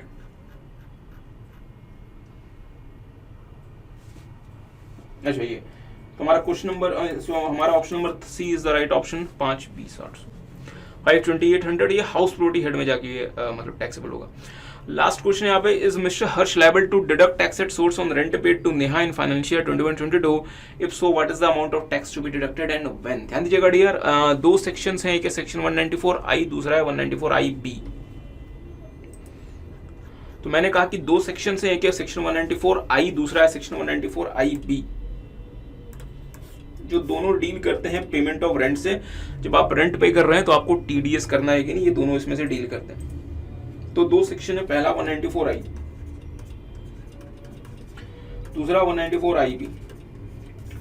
सेक्शन 194I कहता है कि जब आप रेंट पे करते हैं for plant, machine, building etcetera, तो आपको टीडीएस करना है एट द रेट ऑफ 2% और मतलब 10% अगर आप जो रेंट पे करते हैं ये 240 से अधिक होता है इन द प्रीवियस ईयर। ठीक है, इंडिविजुअल और एचयूएफ को भी यहाँ पे टीडीएस करना है। 194I में इंडिविजुअल और एचयूएफ को भी यहाँ पे मतलब टीडीएस करना है यदि if the gross profit, if the profit gross मतलब if the gross profit turnover या फिर revenue of the individual exceeds ₹1 crore in the immediately preceding previous year. तो लेट्स से कि अगर आपने रेंट पे किया है इन द प्रीवियस ईयर 21-22, तो आपका जो ग्रॉस प्रॉफिट टर्नओवर वगैरह है वो 1 करोड़ रुपए से एक्सीड करना चाहिए आपके मतलब बिजनेस से इन द प्रीवियस ईयर 2021, तब तो आपके ऊपर 194I लग जाएगा। और जब आप रेंट पे करेंगे you have to make TDS. ठीक है, बट सर अगर आप प्रोफेशन करते हैं तो फिर आपका जो प्रोफेशन से जो आपकी मतलब रिसिप्ट आएगी वो 50 लाख रुपए से ज्यादा होनी चाहिए in the previous year 2021 being the immediately preceding previous year. तो अगर ऐसे इंडिविजुअल हमारे पास हैं या अगर हमारे पास ऐसे एचयूएफ हैं जिनकी बिजनेस से टर्नओवर या फिर जिनका बिजनेस से रिसिप्ट वगैरह जो है वो 1 करोड़ रुपए से एक्सीड करता है इन the immediately preceding previous year, तब तो इनको 194I में टीडीएस करना है on the payment of rent यदि ये 240 से ज्यादा का रेंट पे करते हैं in the previous year. But अगर आप इन दोनों केसेस में अगर आप ऐसे इंडिविजुअल नहीं है, means let's say you are the individual जिनका बिजनेस या प्रोफेशन से जो मींस रिसिप्ट है वो 1 करोड़ या 50 लाख को क्रॉस नहीं करता, या एक ऐसे इंडिविजुअल है जो बिजनेस या प्रोफेशन करते ही नहीं, means he is a let's say he is a salaried employee, उस केस में इनके ऊपर अप्लाई करेगा section 194IB on the payment of rent यदि ये रेंट पे करते हैं मोर देन ₹50,000 पर मंथ। तो सेक्शन 194IB की एप्लीकेबिलिटी कब है? अगर आप रेंट पे करते हैं मोर देन ₹50,000 पर मंथ तो आपके ऊपर 194IB अप्लाई करेगा। और जब आप रेंट पे करेंगे from the payment of the rent of the last month of the previous year, बिल्कुल ध्यान से, last month of the previous year और last month of the tenancy, जो भी होगा आपको यहाँ पे पूरे के पूरे प्रीवियस ईयर पे रेंट का मींस मतलब टीडीएस करना है एट द रेट ऑफ 5% जो आपने रेंट पे किया है। ठीक है, और हाँ यदि आपको पैन जो है वो सामने वाली पार्टी नहीं देती तो जो यहाँ पे रेट होगा वो 5% की जगह होगा 20% एज पर सेक्शन 206AA, तो आपको 20% के रेट से मतलब टीडीएस करना पड़ेगा। ठीक है, बट अगर आप यहाँ पे ध्यान देंगे तो यहाँ पे इन्होंने क्लियरली कहा हुआ है कि she has furnished her pan, तो इसका मतलब मिस्टर हर्ष को 5% के रेट से यहाँ पे करना है टीडीएस। ठीक है, तो देखेंगे मेरे साथ साथ इनको चूंकि ये सैलरीड एम्प्लॉय हैं तो इनके ऊपर मतलब टीडीएस लगेगा अंडर सेक्शन 194IB में, और ये रेंट पे कर रहे हैं मोर देन ₹50,000, तो यहाँ पे जो है अकॉर्डिंगली मींस टीडीएस आपके ऊपर अप्लाई कर जाएगा 194IB वाला। और लास्ट मंथ जब आप पे करेंगे तो आप 5% के रेट टीडीएस काट लेना, तो 62,000 इंटू 12, तो आपने टोटल रेंट पे किया है 744,000, तो आपको करना है टीडीएस इन मार्च 2022 लास्ट डे मतलब last month of the previous year, और इसका 5% मींस 37,200, क्योंकि इन्होंने अपना पैन दे दिया था। अगर लेट्स यहाँ पे इन्होंने अगर अपना पैन यहाँ पे नहीं दिया होता तो आपको टीडीएस करना पड़ता 1,48,800 रुपए का। तो देखेंगे what is the amount of TDS. Yes has to deduct tax at source 6,200, नहीं, हाँ देखेंगे he has to deduct tax 37,200 from the rent payable for March 2022। ठीक है, तो डियर हमने आपके साथ केस सिनारियो 1 देख लिया, इसमें बहुत ज़्यादा टाइम लग गया, जितना हमने एक्सपेक्ट किया तो उससे ज़्यादा लग गया, तो फिर अगले वाले में ज़्यादा समय नहीं लगाएंगे। केस सिनारियो 2 देखेंगे। Mister Anmay, a resident in India, is in the retail business in Delhi and his turnover for the financial year 2021 was 9.2 crore. अच्छा, तो इनका जो टर्नओवर है ये 9.2 करोड़ का। He regularly purchases goods from another resident mister Parth, तो ये मिस्टर पार्थ से जो है वो रेगुलरली गुड्स को परचेज करते हैं। Wholesaler in Delhi and the aggregate payment made by mister Anmay to mister Parth during the financial 21-22 was 85 lakh rupees, 25 lakh 8 तो इस तरीके से आपने पे किया। Mister Parth turnover for the financial 2021 is 13.5 crore. चलो बहुत अच्छी बात है। तो यहाँ पे ना कुछ यहाँ पे आपको हिंट दे रहे हैं, और अगर आप पहले वाले एमसीक्यू में हैं तो उन्होंने पूछा है कि क्या यहाँ पे टीडीएस टीसीएस लगेगा। तो डियर मेरी बात पे ध्यान दें, जिन बच्चों के एग्जाम से नवंबर 2022 में, तो वो तो एक बात तो ये मान के चलें कि आपके पास कम से कम 4 से 5 नंबर का क्वेश्चन 194Q के मतलब टीडीएस में या फिर 206C1H के मीन्स मतलब टीसीएस में आएगा ही आएगा। आपको पता है 2 सेक्शंस हमारे सिलेबस में या हमारे मतलब देश में रिसेंटली एप्लीकेबल हुए हैं। एक का नाम है 194Q और दूसरे का नाम है 206C1H। 194Q डील करता है TDS on payment for purchase of goods. अगर आप गुड्स परचेज कर रहे हैं, अगर आपने उसके लिए पेमेंट किया, तो आप अपने मतलब सेलर को जब मीन्स मतलब पे करेंगे तो आपको क्या करना पड़ेगा, उसमें टीडीएस करना पड़ेगा।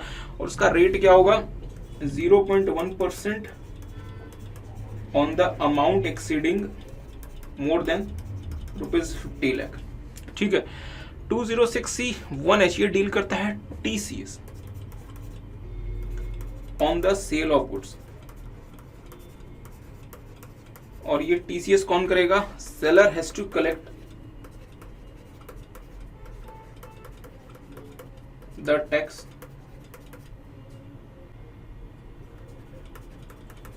while receiving money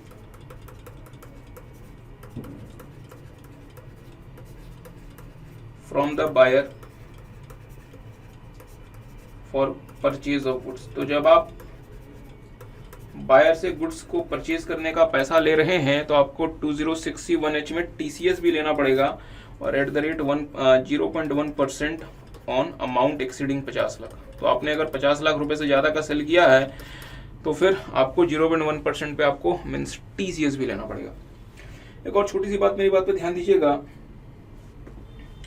194Q जो है डियर, ये कब से अप्लाई हुआ था,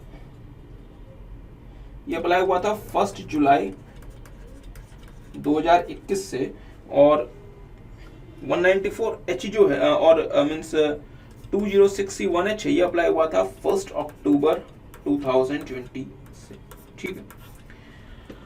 तो सर 194Q कहता है कि जब आप गुड्स को परचेज कर रहे हैं तो आपको सेलर को जो है वो मतलब टीडीएस काट के पैसा देना है। ठीक है। 206C1H कहता है कि जब सेलर आपको गुड्स को सेल कर रहा है, वो जब आपसे गुड्स के मतलब सेल का अमाउंट लेगा, वो आपको बोलेगा कि साथ में सरकार के लिए हमें क्या दे दो, टीसीएस दे दो। तो क्या एक ही ट्रांजैक्शन में 194Q और 206C1H अप्लाई नहीं कर गया? हाँ डियर, बिल्कुल कर गया। इसलिए सेक्शन 194Q क्लियरली कहता है कि यदि किसी ट्रांजैक्शन में 194Q और 206C1H दोनों लग जाता है तो उस केस में सिर्फ और सिर्फ 194Q लगेगा, 206C1H नहीं लगेगा। इसका मतलब अगर किसी ट्रांजैक्शन में टीडीएस अंडर सेक्शन 194Q भी लग रहा है और उसी ट्रांजैक्शन में यदि let's say TCS under section 206C1H भी लग रहा है, तो उस केस में सिर्फ और सिर्फ टीडीएस अंडर सेक्शन 194Q लगेगा। मींस बायर को यहाँ पे टीडीएस करना पड़ेगा। ठीक है। एक दो छोटी छोटी बातें मैं आपको 194Q के बारे में मतलब बताना चाहता हूं। तो हमने क्या देखा कि 194Q has a priority over the applicability of 206C1H। Section 194Q has a priority over the applicability of section 206C1H। ठीक बात है। बट इसके बारे में दो छोटी छोटी बातें। पहली बात यह है कि 194Q जो कि बायर के ऊपर अप्लाई करता है, मीन्स बायर जब गुड्स के लिए पेमेंट कर रहा होगा टू दी सेलर तो उसे क्या करना है, सेलर को मतलब TDS काट के पैसा देना। 194Q बायर में उस प्रीवियस ईयर में नहीं लगेगा जिस प्रीवियस ईयर में बायर की इनकॉर्पोरेशन हुई थी। तो लेट्स से जिस प्रीवियस ईयर में बायर की इनकॉर्पोरेशन हुई है उस प्रीवियस ईयर में 194Q बायर के ऊपर नहीं लगेगा। उस केस में सिर्फ और सिर्फ TCS लगेगा अंडर सेक्शन 2061H। यदि वो मतलब यदि जो है वो केस के मतलब यदि इसके बाकी जो है इसमें जो है वो भी मीन्स फुलफिल कर जाएं। ठीक है।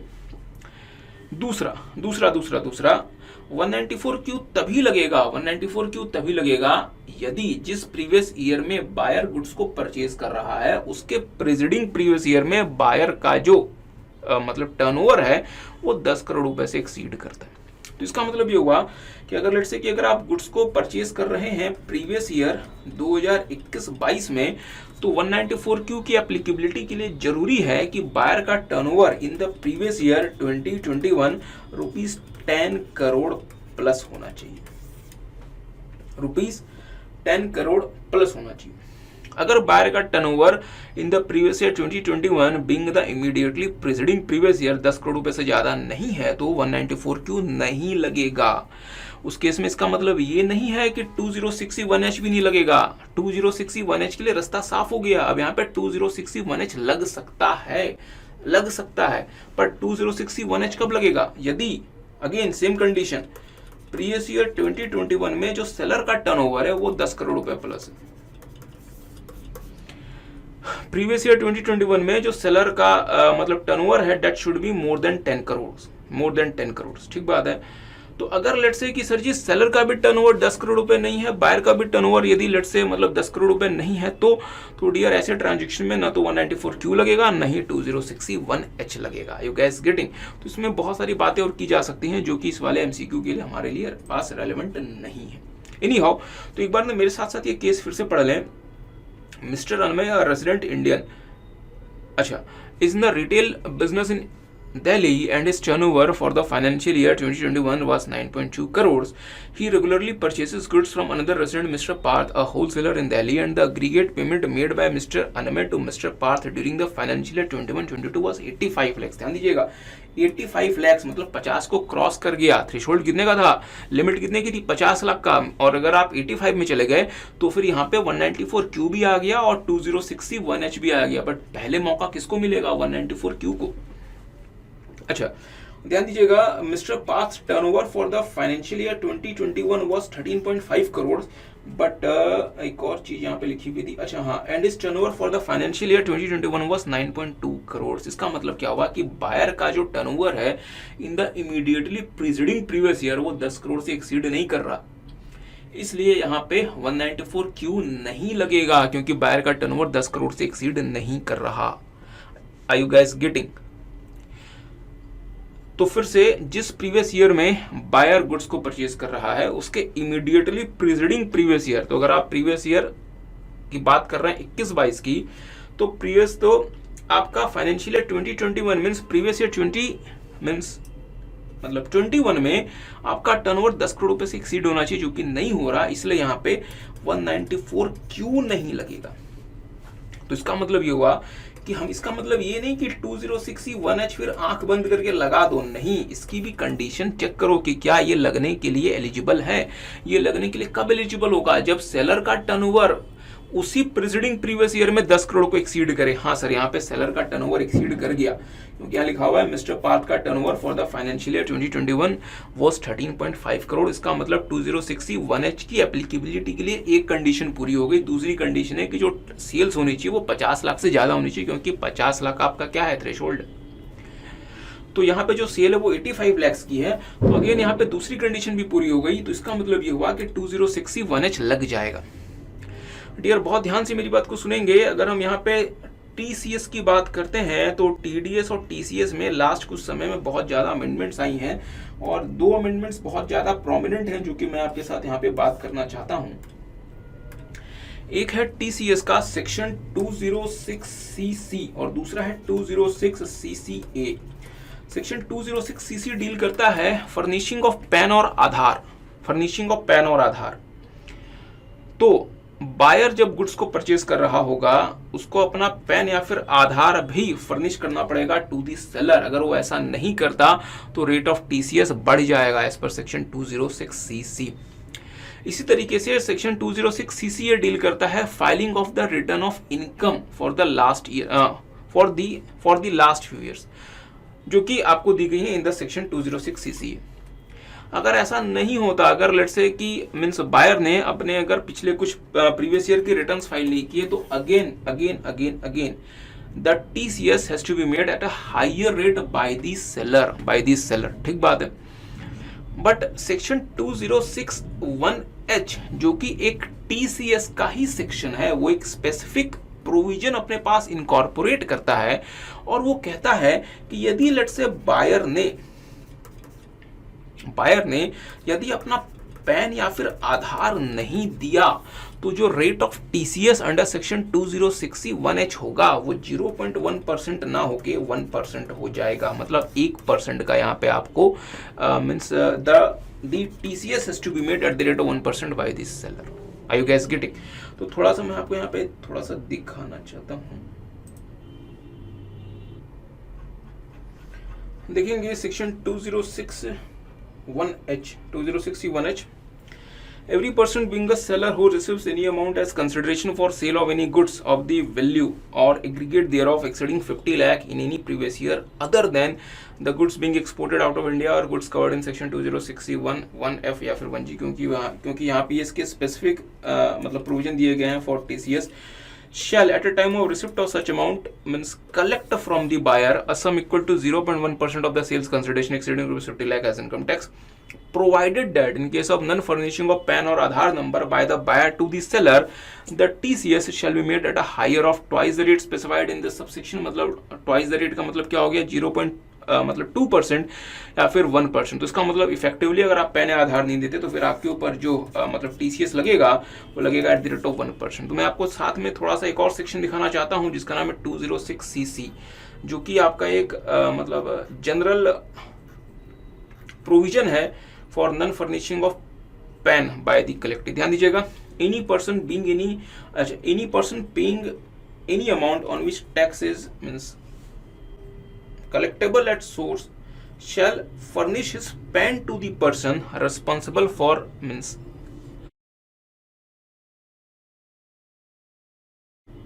failing which tax shall be collected at the higher of the following rates, twice the rate specified in the relevant provision of this act or 5%। तो इसका मतलब ये हुआ कि ट्वाइस का मतलब क्या हुआ, अगर आप इसको सेक्शन 206C1H के कॉन्टेक्स्ट में देखें तो ट्वाइस का मतलब हो गया 0.2% या फिर 5%। तो ध्यान दीजिएगा, तो अगर आप सेक्शन 206C1H को सेक्शन 206CC के अगर मींस कॉन्टेक्स्ट में देखेंगे तो रेट ऑफ मतलब टीसीएस क्या होना चाहिए, हायर ऑफ 0.2% या फिर 5%, मतलब 5%। ठीक बात है। बट चूंकि सेक्शन 206C1H में स्पेसिफिकली कह दिया गया है कि अगर आप पैन या आधार फर्निश नहीं करते तो जो रेट ऑफ मतलब टीसीएस होगा वो क्या होगा, 0.2% या 1% का हायर। तो हम क्या ले लेंगे, रेट ऑफ टीसीएस 1%। तो सर अगर सेक्शन 206C1H में अगर खुद ही अगर ये बात स्पेसिफाई कर दी गई है कि अगर आप पैन फर्निश नहीं करते तो उस केस में रेट क्या होगा, तो फिर नया सेक्शन 206CC लेकर आने का फायदा क्या हुआ, फायदा हुआ। ये आपका जो सेक्शन डियर फ्रेंड्स 206CC है ये किसके लिए एप्लीकेबल है, ये एप्लीकेबल है 206C1 206C1F 206C1G इनके लिए तो अभी भी एप्लीकेबल है। हाँ, 206C1H के लिए एप्लीकेबल नहीं है क्योंकि वहां पे स्पेसिफिकली 206C1H में जो मतलब कह दिया गया है कि यदि आप अपना पैन या फिर आधार फर्निश नहीं करते तो फिर उस केस में आपके लिए जो रेट होगा वो मतलब 0.1% नहीं होगी, वो रेट आपका 1% होगा। और उस केस में हम कह सकते हैं कि सेक्शन 206CC की एप्लीकेबिलिटी नहीं आएगी because you know the specific provision over rules. तो फिर हमने यहाँ पे क्या देखा कि यहाँ पे आपका लग जाएगा सेक्शन 206C1H और यहाँ पे आपको मतलब टीसीएस करना पड़ेगा एज पर सेक्शन 206C1H। तो क्या आप मेरे साथ साथ रेट ऑफ और अमाउंट ऑफ टीसीएस निकालने में इंटरेस्टेड हैं? तो मेरे साथ साथ देख लें पेमेंट कब कब हुई है और हाँ, एक और छोटी सी बात, when the TCS is to be made under section 2061H at the time of receipt of amount, ध्यान दीजिएगा डिफरेंस, मतलब डेबिट यहाँ पे कवर्ड नहीं है, यहाँ पे सिर्फ और सिर्फ at the time of receipt covered है। तो अगर मैं आपको यहाँ पे दिखा सकूं तो ये बात यहाँ पे भी लिखी हुई है। तो आपने फाइनेंशियल ईयर 21-22 में कितना सेल किया था? फर्स्ट आपने जो सेल किया था वो किया था आपने 8/5/21 को 25 लाख रुपए। सेकेंड आपने सेल्स की थी 27/8/21 को 20 लाख रुपए। थर्ड आपने सेल की थी 18/10/21 को 25 लाख रुपए। और फोर्थ आपने जो सेल की थी वो की थी आपने 11/2/22 को 15 लाख रुपए। तो आपने जो टोटल सेल्स की थी वो की थी आपने 85 लाख रुपीज। ठीक है, थ्रेशोल्ड कितने का डियर? 50 लाख रुपए, मीन्स 50 लाख तक नो मीन्स TCS, इसके ऊपर आपको मतलब टैक्स लेना पड़ेगा फ्रॉम दी बायर। तो ये जो 25 लाख रुपए है ये आपका थ्रेशोल्ड में कवर्ड हो गया 50 लाख रुपए वाले में। ये 20 लाख रुपए भी उसी में मतलब कवर हो गया। जैसे ये 20 लाख रुपए यहाँ पे लग गया, 5 लाख रुपए की लिमिट आपकी अभी भी रहती है। और आपने थर्ड में आपने 25 लाख रुपए का मतलब सेल किया था 18 अक्टूबर को। तो इस 25 लाख में 5 लाख रुपए तो आपके मतलब एडजस्ट हो गए। 20 लाख रुपए पे आपका लगेगा TCS, 20 लाख रुपए rupees 20 lakh eight the rate of 0.1%, क्योंकि शायद यहाँ पे पेन आपको दे दिया गया है क्या। तो फिर ये मानते हुए कि पेन आपको मिल गया होगा और 15 लाख रुपए जो आपने सेल किया डियर, आपकी पूरी की पूरी लिमिट ऑलरेडी एग्जॉस्ट हो चुकी है। तो फिर यहाँ पे पूरे के पूरे 15 लाख पे एट द रेट 0.1% आपको लगेगा TCS अंडर सेक्शन 2061H। ठीक है, तो देखेंगे are the provision of TDS TCS applicable in respect of the purchase sale. No, नहीं ऐसी बात नहीं है डियर। यहाँ पे मतलब TCS लगेगा अंडर सेक्शन 2061H। यहाँ पे 194Q क्यों नहीं लगा? 194Q इसलिए नहीं लगा क्योंकि जो बायर है, बायर की जो टर्नओवर है वो इमीडिएटली प्रीसीडिंग प्रीवियस ईयर में 10 करोड़ रुपए से एक्सीड नहीं करती, इसलिए यहाँ पे TDS अंडर सेक्शन 194Q नहीं लगा। अदरवाइज अगर यहाँ पे अगर लेट्स से कि इनकी टर्नओवर 10 करोड़ से एक्सीड करती तो यहाँ पे सिर्फ और सिर्फ 194Q लगता। 190 उस केस में डियर यहाँ पे 2061H नहीं लगता, क्योंकि 194Q has the priority over 2061H। ठीक है, तो देख लें TCS तो यहाँ पे होगा, तो नो वाली बात तो बेकार होगी। Yes, mister Anmay has to deduct, नहीं, क्योंकि टर्नओवर उनका 10 करोड़ को एक्सीड नहीं करता। Mister Parth has to collect, हाँ बिल्कुल सही बात है, 0.1% 35 लाख रुपए और 15 लाख रुपए, मतलब 20 लाख रुपए और 18/10 को और 15 लाख रुपए 11/2 को। अच्छा हाँ, 20 लाख रुपए 18/10 को और 15 लाख रुपए 11/2 को। क्या पेन वगैरह यहाँ पे दे दिया गया है क्या? तो ये मानते हुए कि पेन आपने दे ही दिया होगा, हम अपने से कैसे मान लें कि आपने पेन नहीं दिया। तो जो रेट होगा डियर वो होगा रेट आपका 0.1%। और एक और छोटी सी बात, ध्यान दें मेरी बात पे मतलब थोड़ा सा ध्यान दें। अगर लेट से आप ये भी मान लेते हैं कि पेन या आधार यहाँ पे सबमिट नहीं किया गया है डियर, तो उस केस में जो रेट होगा वो 1% होगा, 0.5% का रेट नहीं होगा। तो ये ऑप्शन डी हमारा गलत है, इन्हीं केस हमारा ऑप्शन सी सही होगा। अगला question, in case of failure to furnish PAN by the deductee collectee as required based on the question number 6 above, rate क्या होगा डियर? आपको पता है क्वेश्चन नंबर 6 में क्या हो रहा है, 194Q का TDS नहीं सर, 206C का मतलब 2061H का मीन्स TCS, हाँ सर। तो इस केस में बायर मिस्टर अनमय को अपना पेन या फिर आधार भी साथ में मतलब means he has to give it to mister Parth. अगर आप ऐसा नहीं करते तो फिर आपके लिए जो रेट हो जाएगा वो 1% हो जाएगा। ध्यान दीजिएगा, अगर आप 206CC देखें तो उसके हिसाब से तो रेट 5% है, पर चूंकि 206C1H में स्पेसिफिकली रेट 1% दे दिया गया है, इसलिए हम 206CC को नहीं लगाएंगे because it is the general provision और 206C1H में स्पेसिफिक प्रोविजन है in case of the purchase of goods. ठीक है, आगे आते हैं। Mister Parth paid ₹5.2 lakh on 1/9/2021 to Major Sharp Travels for a holiday package to मतलब सिंगापुर। ध्यान थोड़ा सा मेरी बात पे ध्यान दीजिएगा डियर। एक नया TCS का सेक्शन और रिसेंटली इंट्रोड्यूस हुआ था जिसका नाम है 206C1G। ये कहता है कि अगर आप 2 तरीके के लोगों को पेमेंट करते हैं,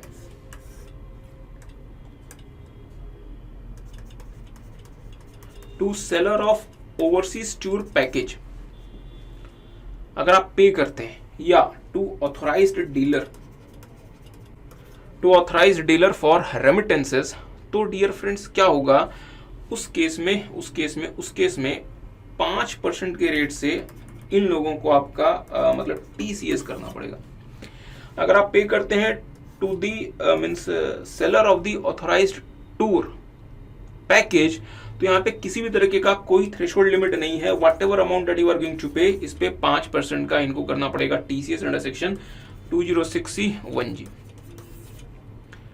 however in this case 7 lakh रुपए का आपका मीन्स थ्रेशोल्ड लिमिट है अगर आप इनको पे करते हैं for the purpose other than the overseas tour package. ठीक है, एक और छोटी सी बात, अगर आप लेट्स से कि ऑथोराइज्ड डीलर को पे करते हैं पैसे फॉर रेमिटेंस, और ये जो आपने पेमेंट की है, या आपने पेमेंट की है out of the loan taken from a financial institution,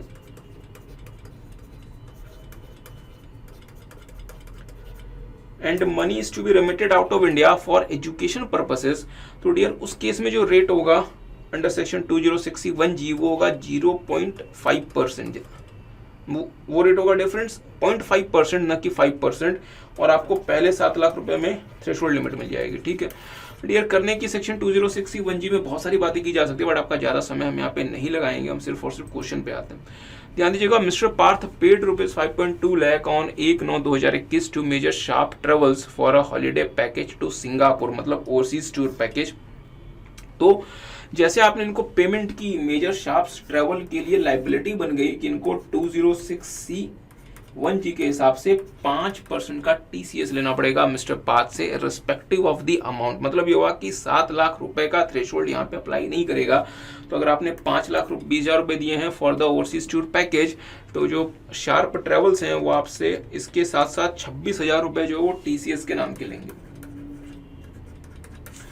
तो आपको इनको 5-20 तो पे करना पड़ेगा for the overseas tour package, और 26,000 रुपए इनको पे करना पड़ेगा फॉर दी इनको 26,000 रुपए पे करना पड़ेगा for the TCS under section 206C(1)(g). ठीक है, तो देख लें, is Sharp Travels required to collect tax at source on the receipt of ₹5.2 lakh for mister Parth. हाँ सर, आपको यहाँ पे मतलब TCS लेना पड़ेगा 26,000 रुपए का under section 206C(1)(g). If so, what is the amount to be collected? 26,000 रुपए। अच्छा, आगे आते हैं, इन्होंने आगे कुछ और भी लोगों को पे किया है, ध्यान दीजिएगा। He also took an educational loan of ₹13 lakh on 1st Feb 2022 from Bank of India, Madam Kama Road, Mumbai, Bhikaiji Cama palace. अच्छा, madam Cama road, Mumbai, for his son's 2 years Masters of Public Administration program in Columbia University, USA, and remitted the same amount through the same said bank। अच्छा, तो इसका मतलब ये हुआ कि इन्होंने 12 लाख रुपए का इन्होंने मतलब 13 लाख रुपीस का लोन लिया और उसी बैंक के पास गए और इनको कहा कि यार इसको ना विदेश भेज दो, means remittance out of India. तो जैसे रेमिटेंस आउट ऑफ इंडिया की बात आती है डियर, सेक्शन 206C(1)(g) एप्लीकेबल हो जाता है, means TCS under section 206C(1)(g) apply करेगा। और यहाँ पे जो हमारा बैंक है, कौन सा, bank of India, madam Cama road, जैसे यहाँ पे मिस्टर पार्थ आएंगे और इनको 13 लाख रुपीस देंगे for the remittance outside India, तो चूंकि ये जो पैसा है ये रेमिटेंस आउट ऑफ इंडिया हो रहा है फॉर एन एजुकेशन पर्पस, और ये जो पैसा है आपने लोन लेके means you have arrange this money, तो यहाँ पे आपको TCS करना तो पड़ेगा, पर एट द रेट ऑफ 0.5%। और यहाँ पे आपको थ्रेशोल्ड कितना मिला हुआ है, 7 लाख रुपए, means the amount up to ₹7 lakh, उसके ऊपर जो होगा इस पे आपको करना पड़ेगा 0.5% के रेट से TCS। ठीक है, तो यहाँ पे बैंक ऑफ इंडिया को यहाँ पे कितना मीन्स TCS लेना पड़ेगा under section 206C(1)(g)। Sir 13 lakh में 7 लाख रुपए छोड़ दो, मीन्स 6 लाख रुपए का 0.5%, 3,000 रुपए समथिंग। अच्छा, आगे आएंगे, दूसरा इन्होंने कहा हुआ है कि फॉर हिज डॉटर्स MBA इन लोआ स्टेट यूनिवर्सिटी USA। अच्छा, ही रेमिटेड ₹12 लाख ऑन 15/2/2022 मीन्स 15 फरवरी 2022 को इन्होंने अपनी डॉटर के MBA के एजुकेशन के लिए 12 लाख रुपए रेमिट किया। अच्छा, out of his personal savings, ध्यान दीजिएगा, अपनी पर्सनल सेविंग से, और किसके थ्रू रेमिट की? Through bank of India Bandra branch Mumbai. अच्छा, तो इसको इन्होंने रेमिट किया था through bank of India madam Cama branch, इसको इन्होंने रेमिट किया थ्रू बांद्रा ब्रांच, मतलब ऑथोराइज्ड डीलर हमारा चेंज हो गया, ठीक है, which is also an authorised dealer under LRS means liberalise remittance scheme. तो इन्होंने कहा कि हमने ना 12 लाख रुपए हमने और रेमिट किया है, और ये जो 12 लाख रुपए हमने जो मतलब रेमिट किया है, ये हमने लोन लेके एजुकेशन के लिए नहीं किया। हाँ, एजुकेशन के लिए तो किया है, बट यहाँ पे हमने लोन ऑब्टेन नहीं किया। तो अगर आपने लोन ऑब्टेन नहीं किया तो rate of TCS under section 2061G कितना होगा? 5%। बट सर जी पहले 7 लाख रुपए आपको यहाँ पे एग्जम्पशन मिल जाएगी, पहले 7 लाख रुपए की। तो आप जो 12 लाख रुपए देंगे फॉर रेमिटेंस, इसमें से 7 लाख रुपए घटा दो और 5 लाख रुपए पे 5% का TCS करना पड़ेगा bank of India Bandra branch को, क्योंकि आपको जो 7 लाख रुपए का क्या means you have given the exemption limit, वो आपकी एग्जॉस्ट हो जाती है 12 लाख रुपए में, और 5 लाख रुपए पे आपको 5% का मतलब TCS अंडर सेक्शन 2061G, ठीक है। आगे आते हैं, mister Parth also remitted 6.5 lakh on 28/3/2022 out of his personal savings under LRS through bank of India Bandra branch, मतलब उसी बैंक से जिन्होंने उसी मतलब ब्रांच से जहां से इन्होंने 12 लाख रुपए अपने डॉटर की एजुकेशन के लिए भेजा था, इन्होंने जो है वो 6.5 लाख रुपए अपनी मीन्स किसको भेजा है? As a gift to his means sister residing in London. अच्छा, तो यूके में अपने फैमिली वालों को मतलब भेजा है इन्होंने 6.5 लाख रुपए उसी बैंक से, उसी ऑथोराइज्ड डीलर से। तो ध्यान दीजिएगा, इसी वाले बैंक से आपने ऑलरेडी 12 लाख रुपए भेजे थे, और जब आपने 12 लाख रुपए भेजे थे डियर, तो ये जो 7 लाख रुपए की आपकी एग्जम्पशन लिमिट थी डेट इज ऑलरेडी एग्जॉस्टेड। तो जब आप 6.5 लाख रुपए लेकर आएंगे तो क्या आपको 7 लाख रुपए की एग्जम्पशन लिमिट फिर से मिलेगी? नहीं, क्योंकि ऑथोराइज्ड डीलर आपका सेम है, you can not claim a separate exemption limit of 6.5 lakh again here. तो ठीक है, तो फिर इस केस में पूरे के पूरे 6.5 लाख रुपए पे 5% जो है वो आपका TCS होगा अंडर सेक्शन 2061G, ठीक है। अच्छा, तो क्वेश्चन देख लें, what is the amount of taxes to be collected from mister Parth in respect of remittance out of overseas, और मतलब remittance of amount overseas for his sons and daughters education. तो अगर हम सन की एजुकेशन की बात करें तो सन के लिए आपने 13 लाख रुपीज भेजे थे लोन लेके, तो पहले 7 लाख रुपए का एग्जेम्पशन मिल गया आपको, तो 6 लाख रुपए पे 0.5%, और मतलब डॉटर के लिए भी आपने एजुकेशन के लिए भेजे थे, बट वहाँ पे आपने लोन नहीं लिया था। The amount that you have remitted was out of your personal savings, उसकी वजह से जो रेट ऑफ मीन्स TCS होगा वो 5% होगा पहले 7 लाख रुपए छोड़ के, क्योंकि आप किसी और AD के पास चले गए थे, ठीक है। तो देखिए मेरे साथ साथ, तो 6 लाख रुपए पे 5% और 5 लाख रुपए मतलब 6 लाख रुपए पे 0.5% और 5 लाख रुपए पे 5%। अच्छा, तो देखेंगे ऑप्शन सी, 6 लाख रुपए पे 0.5% और 5 लाख रुपए पे 5%। 6 लाख रुपए क्यों मतलब 0.5%? क्योंकि यहाँ पे जो आपने रेमिटेंस भेजी है that is out of an educational loan, इसकी वजह से जो रेट होगा वो होगा 0.5%। यहाँ पे भी आपने एजुकेशन के पर्पस से भेजी, बट यहाँ पे आपने लोन नहीं लिया, यहाँ पे आपने out of your personal means savings भेजी है, इसलिए जो रेट होगा यहाँ पे वो होगा 5% इंस्टेड ऑफ 0.5%। लास्ट में देख लें, are TCS provisions attracted in the case of remittance of gift to sister. तो ध्यान दीजिएगा डियर फ्रेंड्स, सिस्टर को आपने 6.5 लाख रुपए भेजे थे, और जिस AD के पास आप गए थे वहां पे आपका जो एग्जेम्पशन लिमिट है 7 लाख रुपए डेट इज ऑलरेडी एग्जॉस्टेड। तो पूरे के पूरे 6.5 लाख रुपए पे आपको 5% के रेट से मतलब TCS होगा अंडर सेक्शन 2061G। अच्छा, तो नो तो नहीं साहब, यस। तो आपका अमाउंट ऑफ TCS कितना हो जाएगा? 6.5 लाख का 5% 32,500। So that is the correct option 32,500।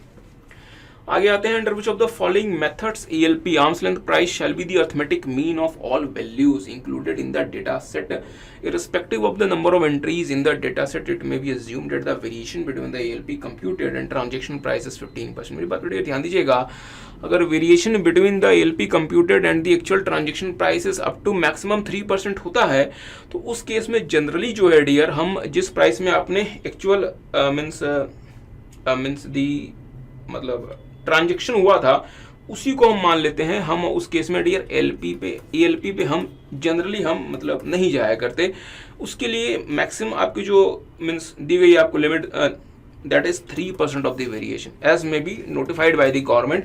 यहाँ पे जो डियर फ्रेंड्स वेरिएशन लिमिट आ रही है दैट इज 15%, तो फिर ये वाला तो यहाँ पे अप्लाई नहीं करेगा। अब मेरी बात पर ध्यान दीजिएगा डियर, ALP कंप्यूट करने के आपके पास 5 मेन तरीके हैं। कौन कौन से? Comparable uncontrolled price, cost plus method, transactional net margin method, retail price method और फाइनली प्रॉफिट स्प्लिट मेथड। ठीक बात है।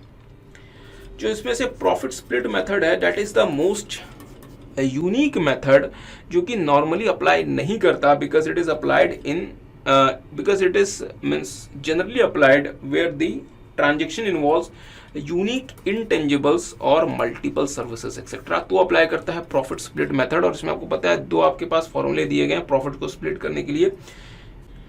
तो जो प्रॉफिट स्प्लिट जो है dear friends PSM that is normally not used. ठीक है, तो ये 5 हमारे पास वे दिए गए हैं ALP को कंप्यूट करने के लिए। हमें हमारे ट्रांजेक्शन के बेसिस पे इन 5 में से कोई एक तरीका चूज करना होता है जिसको हम नाम देते हैं मोस्ट अप्रोप्रिएट मेथड। तो लेट्स से आपने जो भी मोस्ट अप्रोप्रिएट मेथड लगाया, let's say COP controllable uncontrolled price method, और लेट्स से इसको लगा के लेट्स से एक से ज्यादा ALP आ गया, मोर देन 1 ALP आ गया, तो उस केस में हम क्या करेंगे? तो उस केस में आप जनरली क्या करते थे, आप इन सारे के सारे ALP का अर्थमेटिक मीन ले लेते थे। बट डियर 1 अप्रैल 2014 से एक बहुत मेजर चेंज आया। उस चेंज में ये कहा गया कि अगर आपने जो भी मोस्ट अप्रोप्रिएट मेथड लगाया है, यदि उसको लगा के एक से ज्यादा ALP आता है, बहुत ध्यान से मेरी बात को सुनेंगे, यदि आपने मोस्ट अप्रोप्रिएट मेथड लगाया है उसको लगा के यदि मोर देन 1 ALP आता है, तो अब तक आप क्या करते थे, उन सारे के सारे ALPs का अर्थमेटिक मीन ले लेते थे और वही आपका ALP हो जाता था। ठीक है, बट अब ऐसा नहीं होगा अगर कुछ कंडीशंस पूरी हो जाएं। पहली कंडीशन, यदि ट्रांजैक्शन 1 अप्रैल 2014 के या उसके बाद हुआ है, ट्रांजैक्शन विद इफेक्ट फ्रॉम 1 अप्रैल 2014, क्योंकि साहब इसके पहले तो ये आया ही नहीं था। दूसरा, जो आप मींस डेटा सेट बनाएंगे उसमें 6 और मोर एंट्रीज होनी चाहिए, मतलब 6 या उससे ज्यादा एंट्रीज, या मतलब 6 या उससे ज्यादा LPs आने चाहिए आपके पास। और तीसरा, जो आपका मोस्ट अप्रोप्रिएट मेथड होगा वो या तो कप हो सकता है, या CPM हो सकता है, या ट्रांजैक्शनल नेट मार्जिन मेथड हो सकता है, या फिर रीसेल प्राइस मेथड हो सकता है। मतलब सर सीधा ये बोलो ना कि प्रॉफिट स्प्लिट के अलावा कोई भी मेथड हो सकता है। तो मुद्दे वाली बात बस इतनी है कि यदि आपका मोस्ट अप्रोप्रिएट मेथड CUP है, CPM है, TNMM है या फिर RPM है, ट्रांजैक्शन यदि आपने 1 अप्रैल 2014 या उसके बाद की है, और यदि आपके पास 6 या उससे ज्यादा एंट्रीज हैं, उस सिचुएशन में आप अर्थमेटिक मीन नहीं लेंगे। उस सिचुएशन में आप रेंज बनाएंगे of the values of that data set, और उस रेंज में 35th परसेंटाइल से लेके 65th परसेंटाइल तक की वैल्यू जो होगी दैट वुड बी कंसिडर्ड। आपको पता है डियर ये रेंज आप कैसे कंसिडर करते हैं। तो सर एक बात बताओ, यहाँ पे जब इन्होंने 4 मेथड दे दिए तो 5वां भी दे देते, रीसेल प्राइस प्रॉफिट स्प्लिट से इनको क्या परेशानी थी? जब आपने 4 मोस्ट अप्रोप्रिएट मेथड दे दिए डियर, तो 5वां दे देते प्रॉफिट स्प्लिट। जैसा कि डियर हमने आपको बताया कि profit split method is most unique method जो कि बहुत रेयर केसेस में अप्लाई करता है। It is generally being used when the international transaction involves some unique intangibles. सबसे कॉमन ALP मेथड कौन सा इस्तेमाल होता है? Cup, controllable uncontrolled price method. तो आपको डियर जो कप मेथड होता है इसके लिए हो सकता है कि आपको किसी भी ट्रांजेक्शन के लिए 100+ ALPs मिल जाए, किसी भी ट्रांजेक्शन के लिए 100+ ALPs मिल जाए विदाउट एफर्ट। और अगर लेट्स से अगर आप कोई ALP मतलब सॉफ्टवेयर वगैरह इस्तेमाल करते हैं तो हो सकता है कि वहां पे आपको थाउजेंड्स ऑफ ALPs मिल जाए कप के केस में। बट प्रॉफिट स्प्लिट मेथड में डियर दूसरा बिल्कुल वैसा ट्रांजैक्शन आइडेंटिफाई करना ही आसान नहीं होता, तो आपको मल्टीपल ALPs कहां से मिलेंगे? और रेंज कॉन्सेप्ट को अप्लाई करने के लिए आपके पास 6 या 6 से ज्यादा ALPs होने चाहिए। सो ये यहाँ पे फिट नहीं बैठता, इसलिए उन्होंने कहा कि ठीक है साहब प्रॉफिट स्प्लिट को हटाओ because it is used in the case of unique intangibles etcetera are involved, so it is very difficult to find a transaction which is very much comparable with your profit split method transaction. I gas getting, इसलिए ये range concept में नहीं आया। पर हाँ, इसके अलावा बाकी जितने भी मेथड्स हैं, तो मैं ज़्यादा समय नहीं लगाते हुए, इसके अलावा बाकी जितने भी मेथड्स हैं, चाहे वो आपका कप हो, चाहे सीपीएम हो, चाहे टीएनएनएम हो, चाहे आरपीएम हो, यदि इन चारों में से आपका कोई भी मोस्ट अप्रोप्रिएट मेथड है, यदि 6 या उससे ज़्यादा एंट्रीज आप अरेंज कर सकते हैं और यदि ट्रांजेक्शन 1/4/2014 या उसके बाद हुई थी, उस केस में अर्थमेटिक मीन नहीं लगेगा। उस केस में फिर हम रेंज बनाएंगे, range of the data set values, और तब हम जाके एएलपी आइडेंटिफाई करेंगे। तो ये हमने आपको बैकग्राउंड बता दिया। तो जल्दी से मेरे साथ साथ क्वेश्चन पढ़ लें। Under which of the following method the ALP shall be the arithmetic mean? Shall be the arithmetic mean मतलब ये हुआ कि arithmetic mean ही रहेगा of all the values included in the data set irrespective of the number of entries in the data set। बहुत ध्यान से, irrespective of the number of entries in the data set नहीं साहब, यदि ये data set की जो entries है ये 6 या उससे ज्यादा हो गई, 6 और प्लस 6 या उससे ज्यादा हो गई, उस केस में 4 ऐसे मेथड्स हैं जहां पे आप अर्थमेटिक मीन यूज नहीं करेंगे, फिर आप रेंज लगाएंगे। वो 4 मेथड कौन कौन से हैं? सीयूपी, सीपीएम, टीएनएनएम और फाइनली चौथा रीसेल प्राइस मेथड। ठीक बात है।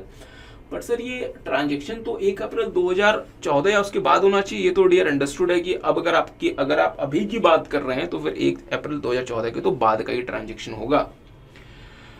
तो हमने क्या देखा कि सिर्फ एक ऐसा मेथड है, सिर्फ एक ऐसा वे है एएलपी का जो हमेशा और हमेशा अर्थमेटिक मीन को ही यूज करेगा मल्टीपल एएलपीज के केस में भी, irrespective of the number of entries in the data set. और वो मेथड कौन सा है सारे बच्चे बताएंगे, profit split method.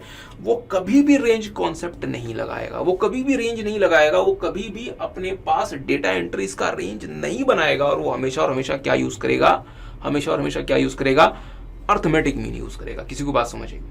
And it will never go for the range concept as per rule 10C। ठीक बात है। तो हमारा करेक्ट ऑप्शन क्या हो गया, प्रॉफिट स्प्लिट मेथड। आगे आते हैं। In the course of such operation under section 132 in the month of April 2022, Mr. Arthau makes a declaration under section 132(4) on the earning of income not disclosed in respect of previous year 21-22। अच्छा, तो इनके लिए previous year 21-22 के income को इन्होंने fully show नहीं किया था, जिसके लिए इनके पास सर्च हुई, सर्च मतलब रेड हुई अंडर सेक्शन 132 इन अप्रैल 2022। चलें, अच्छा तो हो गया। He also explains the Mr. Arthau makes a declaration under section 132(4) on the earning of income not disclosed in respect of previous year 21-22. He also explains the manner in which he derived such income and also pays the tax together with interest on such income and declares such income in the return of income filed by him in the month of June 2022. Is penalty leviable in this case? If so, how much? मेरी बात पर ध्यान दीजिएगा। जब किसी SSC के यहाँ red होती है तो उस रेड के दौरान जो ऑथराइज्ड ऑफिसर होता है उस एसएससी को या उस एसएससी के साथ में उस प्रीमाइसेस में जितने भी लोग हैं, इवन एसएससी कहना सही नहीं है, जिस पर्सन के यहाँ रेड पड़ी मीन्स इमीडिएटली जो पर्सन उस समय बुक्स ऑफ अकाउंट्स, कैश और अदर वैल्यूएबल एसेट का मीन्स पोजीशन जिसके पास था जहां पे रेड पड़ी, अगर ऑथराइज ऑफिसर चाहे तो उस समय उस पर्सन को means in the course of the red oath में एग्जामिन कर सकता है और एक स्टेटमेंट रिकॉर्ड करवा सकता है अंडर सेक्शन 132(4। ठीक बात है। और ये जो स्टेटमेंट में इन्होंने जो भी बातें बताई हैं ये एविडेंस की तरह से इस्तेमाल हो सकती है in all the proceedings under the income tax act in relation to that person और एनी अदर पर्सन जिनके बुक्स अकाउंट्स वगैरह यहाँ पे मतलब मिले हैं। ठीक है, तो इसको हम नाम देते हैं statement under section 132(4) means examination on oath and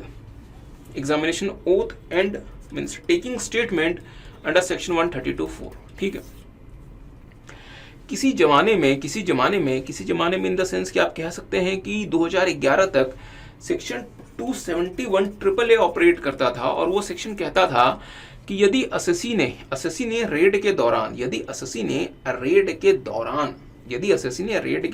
132(4) वाले स्टेटमेंट में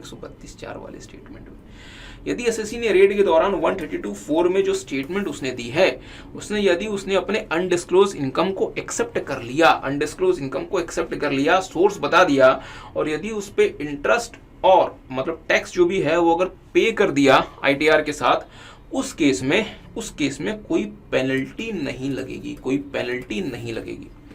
तो इसका मतलब ये हुआ कि अगर आपके पास लेट से रेड मतलब पड़ गई, तो जब रेड हुई है उस समय आप 132(4) में स्टेटमेंट में वो सारे के सारे इनकम को एक्सेप्ट कर लीजिए, आपके ऊपर कोई भी पेनल्टी नहीं लगेगी, आप इंटरेस्ट और प्लस जो है मतलब टैक्स वो आप पे कर दीजिए। तो फिर इससे अच्छा क्या होगा? फिर मैं टैक्स पे करने की जहमत क्यों करूं? जब रेड पड़ जाए तो मैं उसी से मैं 132(4) के स्टेटमेंट में ये सब कुछ एक्सेप्ट मतलब कर लूंगा। Are you guys getting?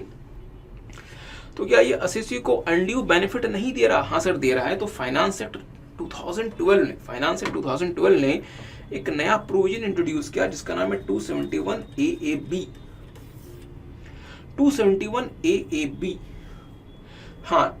AAB जो है अमेंड हुआ था, और अमेंड होने के बाद अब जो हमारे लिए एप्लीकेबल है that is 271 AAB subsection 1A। वो ये कहता है कि यदि एसएससी के यहाँ रेड हुई और एसएससी ने उस रेड में अपने अनडिस्क्लोज इनकम को एक्सेप्ट कर लिया in the statement made under section 132(4) accept कर लिया, पहली बात। दूसरा, इस वाले इनकम पे जो भी इनकम टैक्स और जो भी इंटरेस्ट बनता था वो पे कर दिया, साथ में अपना रिटर्न फाइल कर दिया इस वाले इनकम को इनकॉर्पोरेट करते हुए, उस केस में पेनल्टी लगेगी 30% of the tax of the undisclosed income. तो जो भी आपका अनडिस्क्लोज इनकम है उस पे मैक्सिमम 30% की मीन्स उस केस में सिर्फ 30% की पेनल्टी लगेगी, मीन्स पेनल्टी लगेगी 30%। बट लेट्स से अगर आप एक्सेप्ट नहीं करते उसे तो फिर 60% की पेनल्टी लग जाएगी, ठीक है। तो यहां पे इन्होंने कहा हुआ है कि रेड में हमने स्टेटमेंट में अपने इनकम को एक्सेप्ट कर लिया, 132(4) वाले में हमने उसके सोर्स को बता दिया, और हमने जो है वो टैक्स और इंटरेस्ट पे कर दिया, और हमने अगले आईटीआर में इस वाले इनकम को शो कर दिया। तो क्या पेनल्टी लेवेबल है? हाँ, पेनल्टी लेवेबल है 271 मतलब AA-B में, और इवन अगर आप और ज्यादा मीन्स प्रिसाइज जाएं तो 271 AA-B 1A में, और ये पेनल्टी है 30% ऑफ द अनडिस्क्लोज्ड इनकम, ठीक है।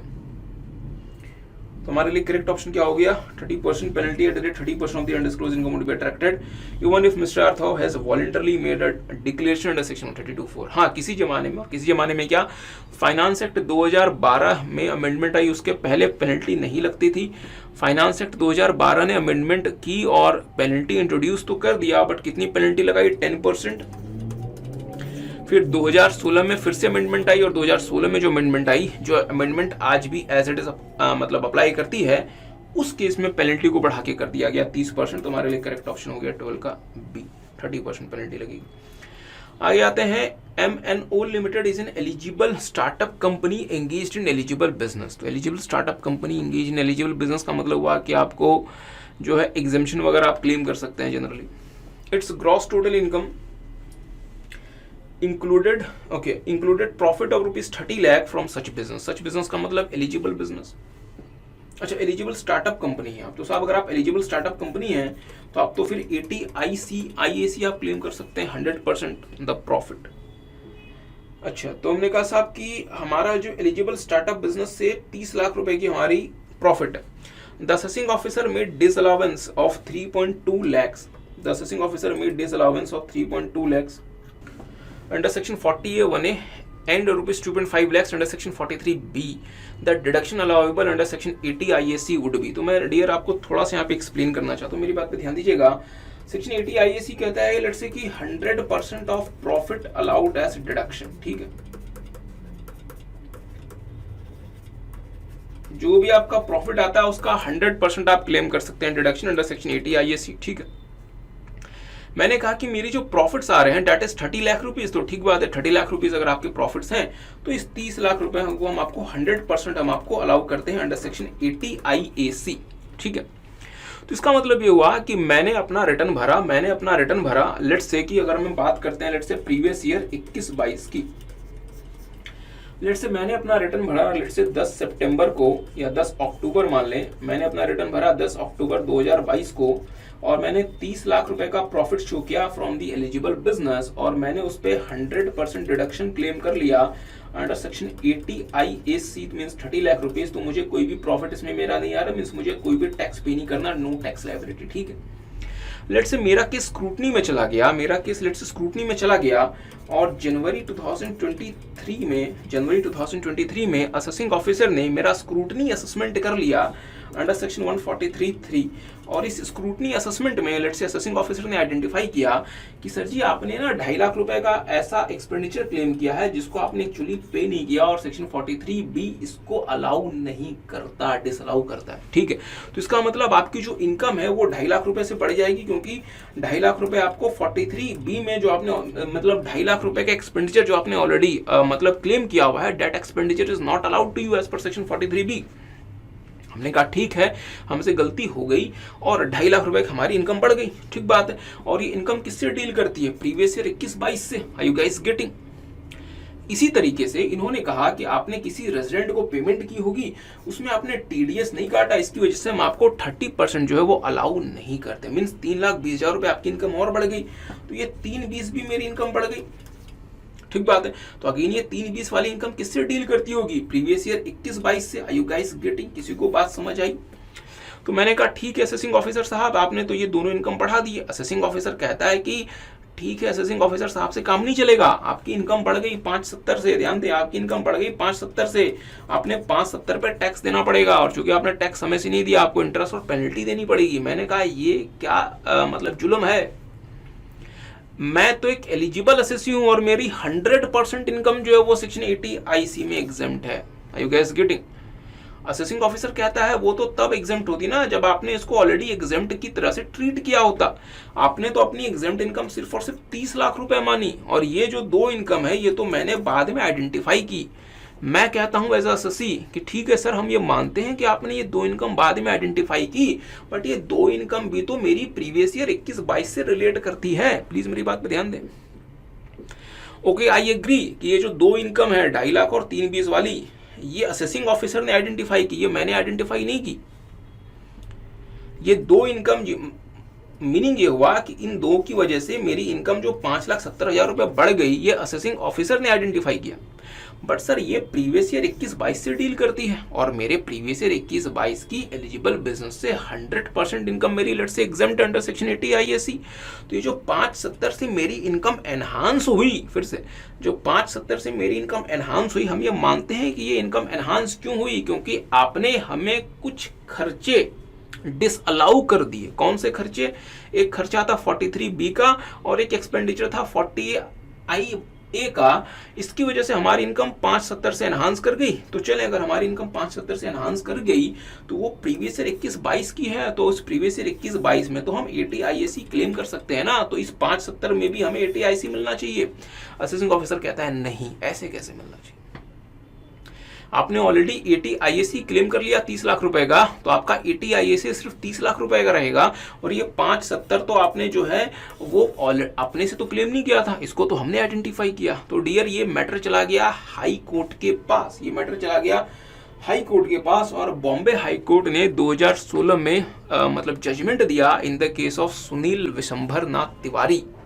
जहां तक मुझे याद है सुनील विशंभर नाथ तिवारी जी के केस में, और बॉम्बे हाई कोर्ट ने कहा कि ठीक बात है, अगर ऐसा कोई सिचुएशन आता है जहां पे असेसी की इनकम एनहांस हो जाती है due to certain disallowances by the assessing officer, due to certain मतलब disallowances made by the assessing officer, चूंकि वो इनकम एनहांस हुई वो उस प्रीवियस ईयर की यदि बिलोंग करती है जिस प्रीवियस ईयर में असेसी जो है अपने एलिजिबल मतलब बिजनेस में लेट से 80 IAC को क्लेम कर सकता है। लेट से 80 IAC को क्लेम कर सकता है। 80 IAC क्या, लेट से सेक्शन 80C से 80U किसी को भी लेट से मतलब क्लेम कर सकता है। अगर ये इनकम उसकी एनहांस होती है तो एनहांस्ड इनकम भी जो है वो भी 80C से 80U के लिए एलिजिबल है। मींस असेसी इस 570 के एनहांस इनकम में भी डिडक्शन क्लेम कर सकता है 80 IAC वाला। ये बात बॉम्बे हाई कोर्ट ने कही थी सुनील विशंभर नाथ तिवारी जी के केस में 2016 में। ठीक बात है। सीबीडीटी ने भी इसको समझा और सीबीडीटी ने मतलब सर्कुलर इशू किया, और उस वाले मतलब सर्कुलर में सीबीडीटी ने कहा कि अगर लेट्स से असेसिंग ऑफिसर के द्वारा मींस डिसअलाउंस की वजह से, लेट्स से सेक्शन 32 में डिसअलाउंस की वजह से, या 43B में, या 40A1A में, या 40A3 में एक्सेट्रा, अगर एसएससी की इनकम एनहांस हो जाती है तो वो एनहांस्ड इनकम जो है उस पे भी एसएससी जो है वो चैप्टर 6A के डिडक्शंस क्लेम कर सकता है। तो सीबीडीटी ने इस बात को सर्कुलर से बता दिया। तो मेरी बात पे ध्यान दीजिएगा, आपने 30 लाख रुपीस क्लेम किया था, ये तो था ही था। एनहांस्ड इनकम में आपका क्या ऐड हुआ, 250, और दूसरा एनहांस्ड इनकम कितना हुआ, 320। तो आपकी अब एनहांस्ड इनकम अब इसके बाद कितनी बनती है, 3570।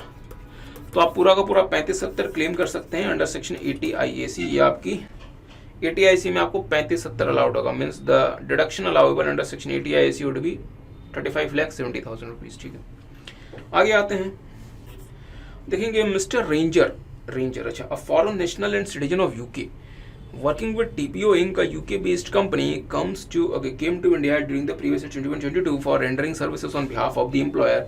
He wishes to claim his salary income earned during his stay in India as exempt। अच्छा, तो फिर आपने जब तक आपने भारत में स्टे किया है उसमें आपकी जो सैलरी इनकम है आप उसको एग्जेम्प्ट क्लेम करना चाहते हैं। Which of the following is not a condition to be fulfilled to claim such remuneration as exempt under the income tax. मेरी बात पर ध्यान दीजिएगा, थोड़ा सा मैं आपको बैकग्राउंड बता दूं। एक सेक्शन है जिसका नाम है 912।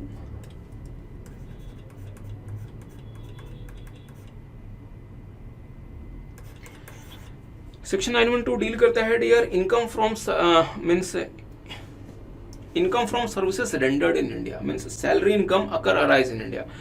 तो सेक्शन 912 कहता है कि अगर आपने किसी भी पीरियड के लिए भारत में सर्विसेज रेंडर की हैं वो आपका बन जाएगा सर्विसेज अर्नड इन इंडिया, और इसकी वजह से वो भारत में एज पर सेक्शन 912 भारत में वो डीम्ड टू अकर अराइज हो जाएगा। तो इसका मतलब ये हुआ कि लेट्स से अगर कोई नॉन रेजिडेंट है, किसी फॉरेन कंपनी का एम्प्लॉय है, और लेट्स से ये फॉरेन कंपनी जो है भारत में कोई बिजनेस अपॉर्चुनिटी खोज रही है, और लेट्स से इस फॉरेन कंपनी ने भारत में अपना कोई LO बनाया हुआ है, मींस लिएजन ऑफिस वगैरह बनाया हुआ है, और लेट्स से ये फॉरेन कंपनी अपने किसी एम्प्लॉय को भारत के इस लिएजन ऑफिस में भेजती है। इस फॉरेन कंपनी का फिलहाल इस LO से कोई भी इनकम वगैरह कुछ नहीं आ रहा, मीन्स इसकी कोई भी इनकम भारत में अकर अराइज नहीं होती। अब ये जो NR है ये इस LO में भारत में काम करता है, और लेट्स इसको जो फॉरेन कंपनी 1 लाख रुपए पर मंथ सैलरी देती है। तो सेक्शन 912 के हिसाब से ये 1 लाख रुपए पर मंथ की जो सैलरी है ये 912 के हिसाब से भारत में डीम्ड टू अकर अराइज हो जाएगी, और अकॉर्डिंगली ये भारत में टैक्सेबल हो जाएगी इन the hands of the non resident. ठीक बात, इन the hands of the non resident. इसका इम्पैक्ट ये होगा डियर कि कोई भी फॉरेन कंपनी शॉर्ट टर्म के लिए भी अपने एम्प्लॉय को भारत में डिप्यूट नहीं करेगी। ऐसी कंपनी, फॉरेन कंपनी जिसकी भारत में फिलहाल कोई इनकम एक्सपेंडिचर वगैरह नहीं है, लेट्स से वो भारत में सिर्फ और सिर्फ कोई बिजनेस अपॉर्चुनिटी एक्सप्लोर कर रही है by making a liaison office. Liaison office आपको पता है किसी भी तरीके के कमर्शियल या फिर बिजनेस एक्टिविटी में एंगेज नहीं हो सकता। ये एक ऑफिस होता है भारत में to explore the opportunities in India, कि क्या हम फ्यूचर में भारत में अपना कोई बेस वगैरह बना सकते हैं। इस दौरान अगर इन्होंने अपने एम्प्लॉय को कुछ सैलरी दिया है for the period of their stay in India, अगर भारत सरकार उसको भी अगर टैक्स करना शुरू कर देगी तो डियर फ्रेंड्स इस फॉरेन कंपनी की भारत में ऐसा कोई इनकम नहीं है। अगर उसको भारत में मतलब टैक्स भी पे करना पड़े, it would not give a good message to the non residents about Indian taxation system. Are you guys getting? तो लॉ मेकर्स ने कहा कि ठीक है, हम ऐसे सिचुएशन में ये जो सैलरी है, ये जो मतलब सैलरी है जो आप अर्न करोगे उसको हम एग्जेम्प्ट कर देंगे in the hands of the non resident employ under section 10 clause 6 sub clause 6। But उसकी कंडीशन क्या है? उसकी कंडीशन है कि ये जो नॉन रेजिडेंट है इसका जो period of stay in India होगा वो मैक्सिमम 90 डेज का होगा in the previous year. Means वो मैक्सिमम 90 डेज रह सकता है, चाहे एक बार में रह ले, चाहे मीन्स इन अग्रीगेट रह ले, बट मैक्सिमम 90 डेज रहेगा। दूसरा ये जो फॉरेन कंपनी है ये भारत में किसी भी तरीके का ट्रेड या फिर कॉमर्स नहीं करती। तीसरा, ये जो फॉरेन कंपनी है इसने जो सैलरी या फिर मीन्स रेम्यूनरेशन पे किया है अपने ऐसे नॉन रेसिडेंट एम्प्लॉय को जो कि मीन्स मतलब भारत में है, उसको वो इंडिया में टैक्सेबल एक्सपेंडिचर की तरह से क्लेम नहीं करती। अगर ये तीनों कंडीशन पूरी होती है तो सेक्शन 10(6)(c अप्लाई मतलब 10(6)(6) अप्लाई कर जाएगा, और जो ये कहता है कि फॉरेन कंपनी के उस नॉन रेसिडेंट एम्प्लॉय को जिसने भारत के दौरान अपनी मतलब अर्निंग की है, मीन्स सैलरी अर्न की है, वो सैलरी जो कि 912 के हिसाब से इनकम डीम्ड टू अकर और इंडिया बनती है, वो भी भारत में टैक्सेबल नहीं होगी, प्रोवाइडेड ये तीन कंडीशन पूरी होती हैं एज पर सेक्शन 616। पहला कि उस नॉन रेसिडेंट एम्प्लॉय का जो period of stay in India होगा वो in aggregate maximum 90 days in the previous year होगा। ठीक बात है। दूसरा, वो जो फॉरेन कंपनी है जिसने अपने एम्प्लॉयज को भारत में मतलब भेजा हुआ है, वो भारत में किसी भी तरीके का ट्रेड, कॉमर्स, बिजनेस वगैरह नहीं करेगी। तीसरा, जो आप सैलरी एक्सपेंडिचर, जो आप मतलब सैलरी वगैरह मतलब पे कर रहे हैं, उसे आप भारत में एक्सपेंडिचर की तरह से क्लेम नहीं करेंगे for the payment of tax. ठीक बात है। अगर ये तीनों कंडीशन पूरी हो जाती है तो उस नॉन रेसिडेंट की जो सैलरी इनकम है वो भारत में एग्जेम्प्ट हो जाएगी। तो मेरी बात पे थोड़ा सा ध्यान दीजिएगा, थोड़ा सा इसको फिर से देख लेते हैं। Mister ranger, a foreign national and citizen of UK working with TPO Inc., a UK based company, came to India during the previous year 21 for rendering services on behalf of the employer. He wishes to claim his salary income earned in India मतलब during his stay in India as exempt। तो अगर आप इसको exempt claim करना चाहते हैं तो सब आपको तीन कंडीशंस पूरी करनी पड़ेगी, इंश्योर करना पड़ेगा कि ये तीन कंडीशंस पूरी हो। 90 डेज ट्रेड, बिजनेस और आप उसे भारत में जो है वो एक्सपेंडिचर की तरह से क्लेम नहीं कर सकते, टैक्सेबल एक्सपेंडिचर की तरह से क्लेम नहीं कर सकते। तो देख लें, mister ranger should not engage in any trade और बिजनेस इन इंडिया। अच्छा, TPO Inc. Should not engage in trade और बिजनेस इन इंडिया। हाँ सर जी, अगर आपको अपनी सैलरी को अगर भारत में एग्जेम्प्ट क्लेम करना है तो ये कंडीशन है। Mister ranger in India 90 days, ये भी कंडीशन है, और लाइबल टू बी डिडक्ट, ये भी कंडीशन है। मतलब ये हुआ कि BCD तो कंडीशन है जो कि फुलफिल करनी पड़ेगी। तो कौन सी कंडीशन आपको फुलफिल करने की रिक्वायरमेंट नहीं है? Condition A। तो इसका मतलब ये हुआ कि अगर मिस्टर रेंजर अपनी कैपेसिटी में, पर्सनल मीन्स कैपेसिटी में भारत में किसी ट्रेड या प्रोफेशन में या किसी मतलब बिजनेस में अगर एंगेज होता है, उस केस में इसकी सैलरी इनकम भारत में एग्जेम्प्ट होगी अंडर सेक्शन 10(6)(6। ठीक बात है। पर सर ये जो ट्रेड या फिर मतलब बिजनेस से जो इनकम आएगी उसका क्या? वो जो इनकम होगी वो अकॉर्डिंगली इनकम टैक्स एक्ट के हिसाब से यू आर लायबल टू पे tax on this. Means mister ranger को उस पर इनकम टैक्स एक्ट के हिसाब से टैक्स पे करना पड़ेगा। बट हाँ, सैलरी इनकम आपकी एग्जेम्प्ट रहेगी। अगर आप भारत में बिजनेस भी करते हैं तो भी आपकी सैलरी इनकम एग्जेम्प्ट रहेगी। लास्ट क्वेश्चन है डियर MCQ का, ज्यादा समय नहीं लगाएंगे। देखेंगे, KL limited an Indian company in which A Inc. A country P company. अच्छा, KL limited an Indian company in which A Inc. A country P company holds 32% share holding and voting power. अच्छा, तो ये दोनों आपस में associated enterprise है, क्योंकि share holding 26% है, उससे ज्यादा होती है एज पर सेक्शन 92 है, ये आपस में एसोसिएट एंटरप्राइज बन गए। During the previous year 18-19 the Indian company supplied computers to country P based company. अच्छा, A Inc. को सप्लाई किया at CPD 2300 per piece। CPD बोले तो अच्छा, CPD stands for country P dollar which is the currency of country P। तो ये जो CPD है that is the country P dollar।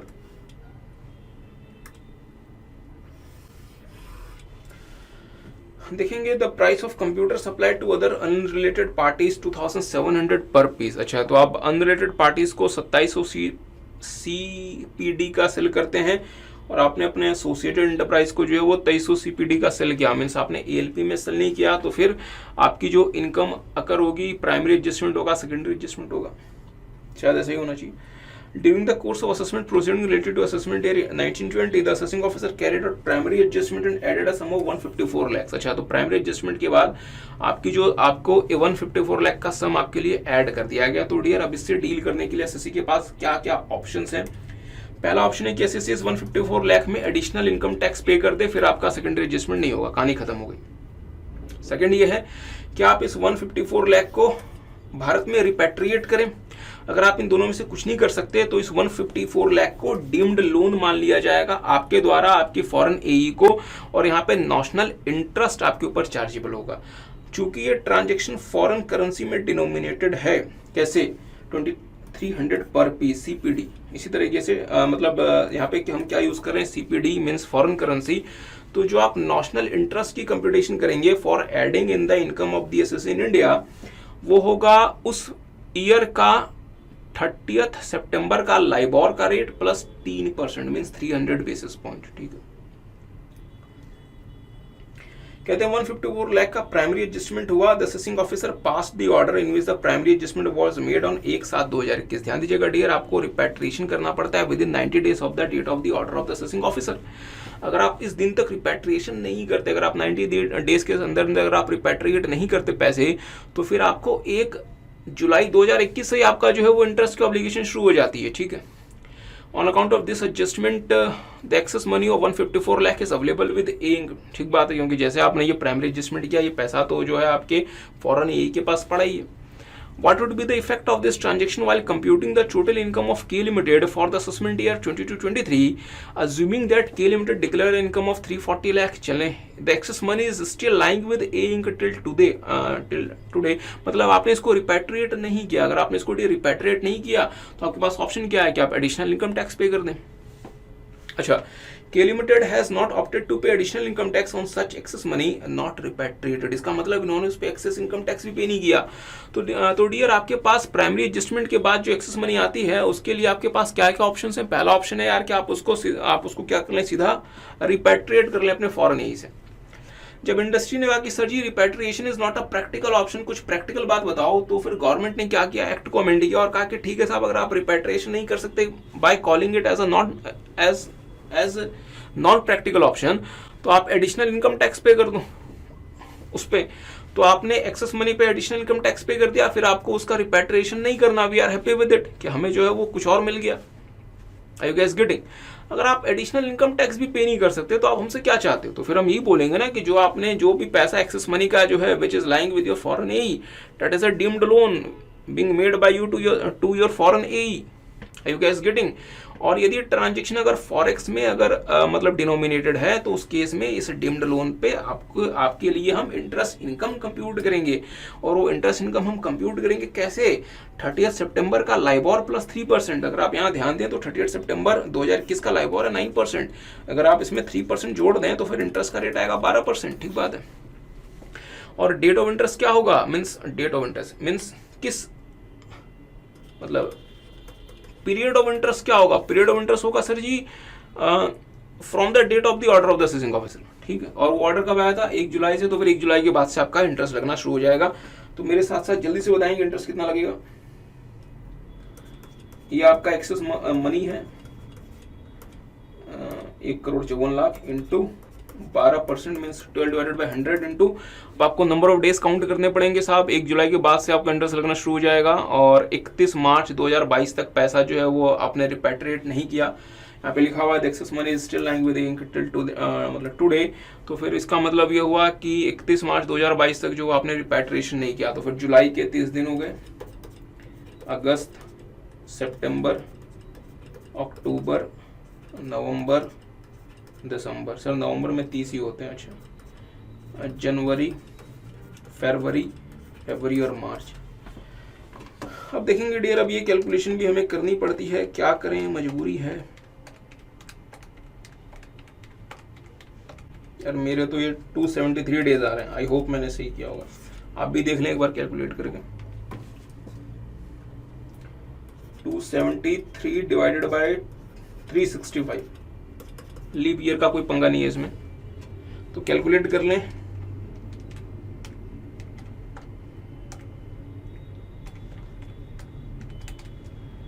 ये आता है समथिंग 13,82,200 समथिंग, ऐसा कोई ऑप्शन है।